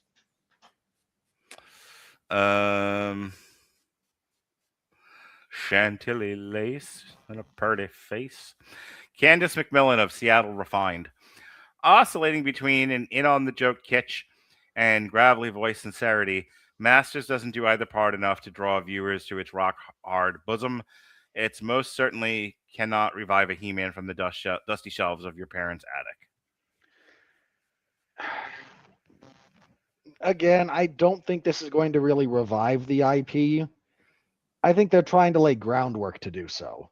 Yeah, that's what I'm saying. Like, I think as long as people didn't hate this first movie, there's room to make more of these and see what happens next. Yeah. Jeffrey Harris of 401 Mania. Travis Knight imbues the film with a charming sense of energy, fun, and whimsy, capturing what made the lore and mythology of Eternia so captivating to begin with. Yeah, you and Jeff are in lockstep on this one. Perry Nemiroff of Perry Nemiroff was totally swept away by the super vibrant, weird, and gleeful... It's not really weird, lady. And gleeful romp. It's downright ridiculous, but ridiculous works when the cast and crew wholly get the kind of movie they're making and enthusiastic about going all out to bring it to life. Like, I don't remember Eternia being weird, but it's also been so long since I've watched the cartoon, and I'm not a child anymore. I mean, the reality is, like, if it's weirder than Marvel to most people, it's weird these days. Like, that's just the benchmark. People have no imagination. Mark, I am very aware of the death of imagination. We've outsourced it to AI and screens. AI walking around in women's clothing. Grace Randolph of Beyond the Trailer. Early gen AI masquerading as a human being. This new movie is very well cast and looks great, but plus has a lot of heart and a valuable lesson, but it just never soars. Still a good time, though, especially for fans of the original animated series. Here's hoping for a better sequel. Again, I think this is one of those instances where the AI Grace Randolph speaks for the masses. I have Princess of the Universe stuck in my head right now. Do you? Mark Kermode of Kermode and Mayo's take. It is essentially a load of colorful nonsense. My man, I sat through Shang-Chi. That's a load of colorful nonsense. There's no 4 or 5, remember? It's Endgame and then Doomsday. Maybe. We'll see. Tessa Smith of Mama's Geeky. Jared Leto and Alison Brie absolutely rule a spectacular villain side in Masters of the Universe, but weak writing holds the rest of it back. I understand the point there, and really it's the length of this movie that does it in. Like, yeah. If this is 30 minutes shorter, we're having a much different conversation. Let's see. Where are all your wives? Did no black women see this movie? Well, why would they? There's no black women on the screen, Mark. Fair enough. Amy Nicholson of Los Angeles I was reliably Times. informed that you must represent everyone and their unique demographics on screen at all time, and this is how you draw people to a movie. I was waiting for someone to text me that this movie is woke because Triclops was not white. As not me. As Skeletor, Jared Leto's grumbling, Brit-inflected baritone is this unrecognizable concoction of trilled R's and plummy vowels, and the best performance he's done in years. Well, that's true. I hate Jared Leto, so I'm biased. You know, can I tell you something? Sure. Jared Leto is not a bad actor. He's just not. No, he's not. He's just not a leading man. I watched for Thursday the Dallas Buyers Club. Yeah, he's great. Yeah. No one should have put him in leading man roles. He should have been supporting character all the way. He does a great acting job in that. He earned the Oscar that he won. That's fine and dandy. It's like Jake Gyllenhaal, perfectly serviceable actor. Stop trying to make him a lead. And in case of Jared Leto, just cast him less overall. Here we go. The future Xmas is Robert Winfrey, Carla Hay of Culture Mix. This version of Masters of the Universe has enough goofy, self-aware comedy to please existing fans and win over new fans of this fantasy action franchise, which is deliberately campy. Nicholas Galitzine leads the cast with appealing charisma. Ma'am, You outsourced this. You are having ChatGPT write your fucking reviews now. It's not often I think what she did was AI, was like LLM generated. That one feels like it was. Lindsay Barr of the Associated Press. The movie might have worked better if it had just gone full Saturday morning cartoon with fewer self-deprecating jokes. Maybe. But that would have required more conviction about what everyone was making fun of in the first place. Yeah, I understand the sentiment there. Again, there's a bit too much bathos and insecurity in the writing in places for my personal taste. British Robert Winfrey, Robbie Collin of Daily Telegraph. The new He-Man film, Master of the Universe, might be utterly awful, but it's in its defense. At least it seems to know it. No, this is not utterly awful. I've seen awful movies. This isn't one of them. And we'll end with Travis Hobson of Punch Drunk Critics. A blast of nostalgic joy from start to finish. As someone who, is not a fan of nostalgia, I think he's probably accurate. Well, that is our review of Masters of the Universe. Next week is Disclosure Day. Yesterday, myself and Jesse reviewed the second volume of The Incredible Hercules. We would take Hercules. We'll be taking a break from that character. Thankfully. I think the next couple of books we're going to do, the next source material is Savage Hawkman from the New 52. The entirety of that run. New 52. And then the Mike Straczynski run on Thor, and then that's all.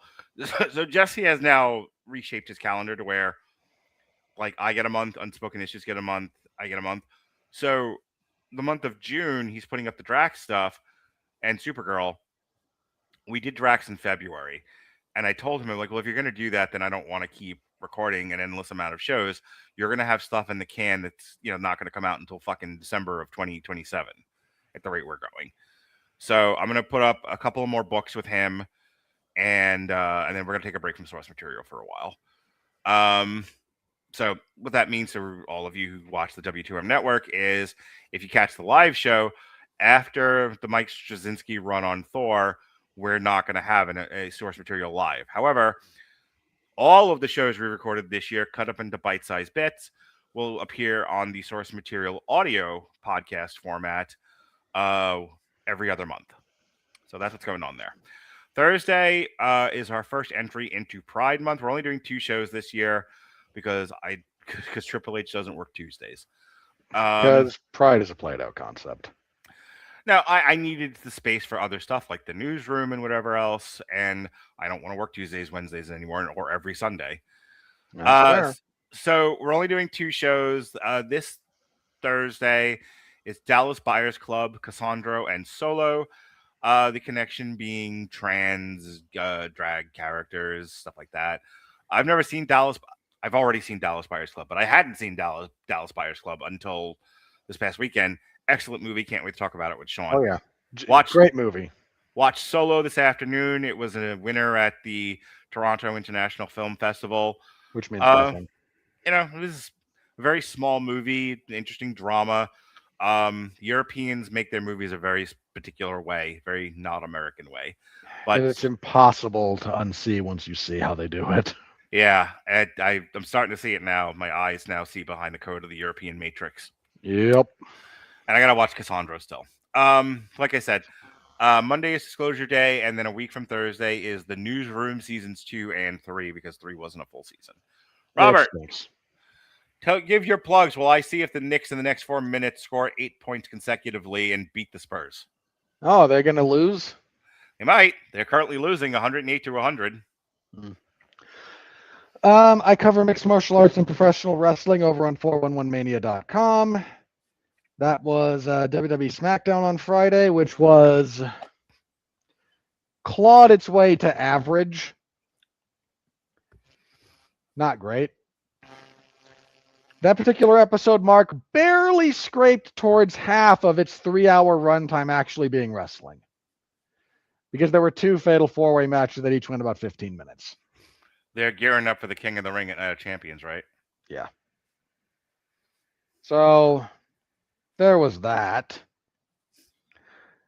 I had to watch Raquel Rodriguez go over JC Jane and a few other more interesting characters. Then I had to watch who was the men's winner? Dominic Mysterio, who's going to beat Oba Femi in 2 weeks. Oh, good. Brock's going to kill Oba. Is kind of how that's going to work, and cost him that match. So be prepared for that, because Oba should just squash Dom in like 2 seconds. Night of Champions is in Saudi Arabia, right? I don't know. Okay, Robert. It's not all. If I'm not paid to cover it, I don't care that much about pro wrestling. Okay. I know that the winner of these tournaments get title shots at SummerSlam. That's what I know. Okay. So I would assume Javon Evans beat Seth Rollins earlier today. Well, Seth Rollins and what's his nuts? The guy he actually pinned. Was that Ricky? I think it was Ricky Saints. So that's all shaping up. At least we're not getting another Roman Reigns and Seth Rollins match. I saw the clip of Ricky Saints getting slapped, and it was like, Javal or whatever his name is from Revenge of the Nerds. He fucking slapped like, oh, and, fell over. When Trick backhanded him the other week. Yeah. So this week on SmackDown, Gunther will reveal the stipulation for his rematch with WWE Champion Cody Rhodes, because there's only 2 ways. There's only 2 stories they tell with Cody, because they're lazy bookers. He's either dealing with Roman. It's WrestleMania season and the office doesn't like him all of a sudden, so TKO wants someone other than Cody as champion. Or TKO likes Cody Rhodes. He's the golden boy, and he gets a couple of dirty wins over heels who then get to gripe endlessly about being robbed and set up their own stipulations, which they then lose at. They did the same damn thing with Drew. They did the same damn thing with Kevin Owens. And frankly, they did the same damn thing with Randy Orton. How lazy are you people over there? Maybe they borrowed the Ratner Tron 5000 and then reprogrammed it to make wrestling booking. I have watching the last 2 months of SmackDown, I have no problem believing they have started leaning on large language models to generate their stories for them. Just doing the same shit over and over and over again. So tune in for SmackDown coverage. There is no UFC event on Saturday. Instead, on Sunday, we will have UFC Freedom 250 live from the White House lawn. I'm keeping my kids overnight for that. They're going to hate you for that. Friction raises resilient children. You're going to make your poor daughter have to watch Cyril Gahn and Alex Pereira. Oh, she'll be on her phone or sleep. Your son is going to watch Ilya Taporia kill Justin Gaethje. Well, I mean, we both we both have bloodlust, so that's good. Yeah, if you want a full preview, if you want a review of last week's card, which was an okay night of warehouse fights, and a preview of UFC Freedom 250. Listen to the 411 Ground and Pound MMA podcast over on the 411 Wrestling and Entertainment YouTube channel. I have a full preview of the upcoming card. The saving grace for the White House card is it's only 7 fights long, which of course they will still stretch out to a 6-hour broadcast. 1 fight per hour. In all seriousness, I think they're looking at like 4.5 hours to 5, somewhere in that range, which is there's an impressive amount of just stretching time on the. Like, I almost have to applaud how impossibly greedy and miserable those people must be to just grind out. Here's a 20-second ad break. Here's a 20-second ad break. Here's a 20-second ad break. Here's the desk. You can listen to Anthony Smith slur his way through words. Here's another series of ad breaks. And hey, maybe there's a fight once in a while. Anyway, so Sunday I will have that coverage. And then Sunday evening / Monday morning, depending on exactly when, we will be doing the podcast again to review all that and to preview the upcoming card, which is iffy. Got an okay main event. We're back in the warehouse for Kyoji Horiguchi and Manel Kopp. So that'll be a thing. And yeah, next week, Disclosure Day, because Spielberg finally made another movie. We're all happy about that. All right. For Robert Winfree, I have the power. Be well, be safe, and behave.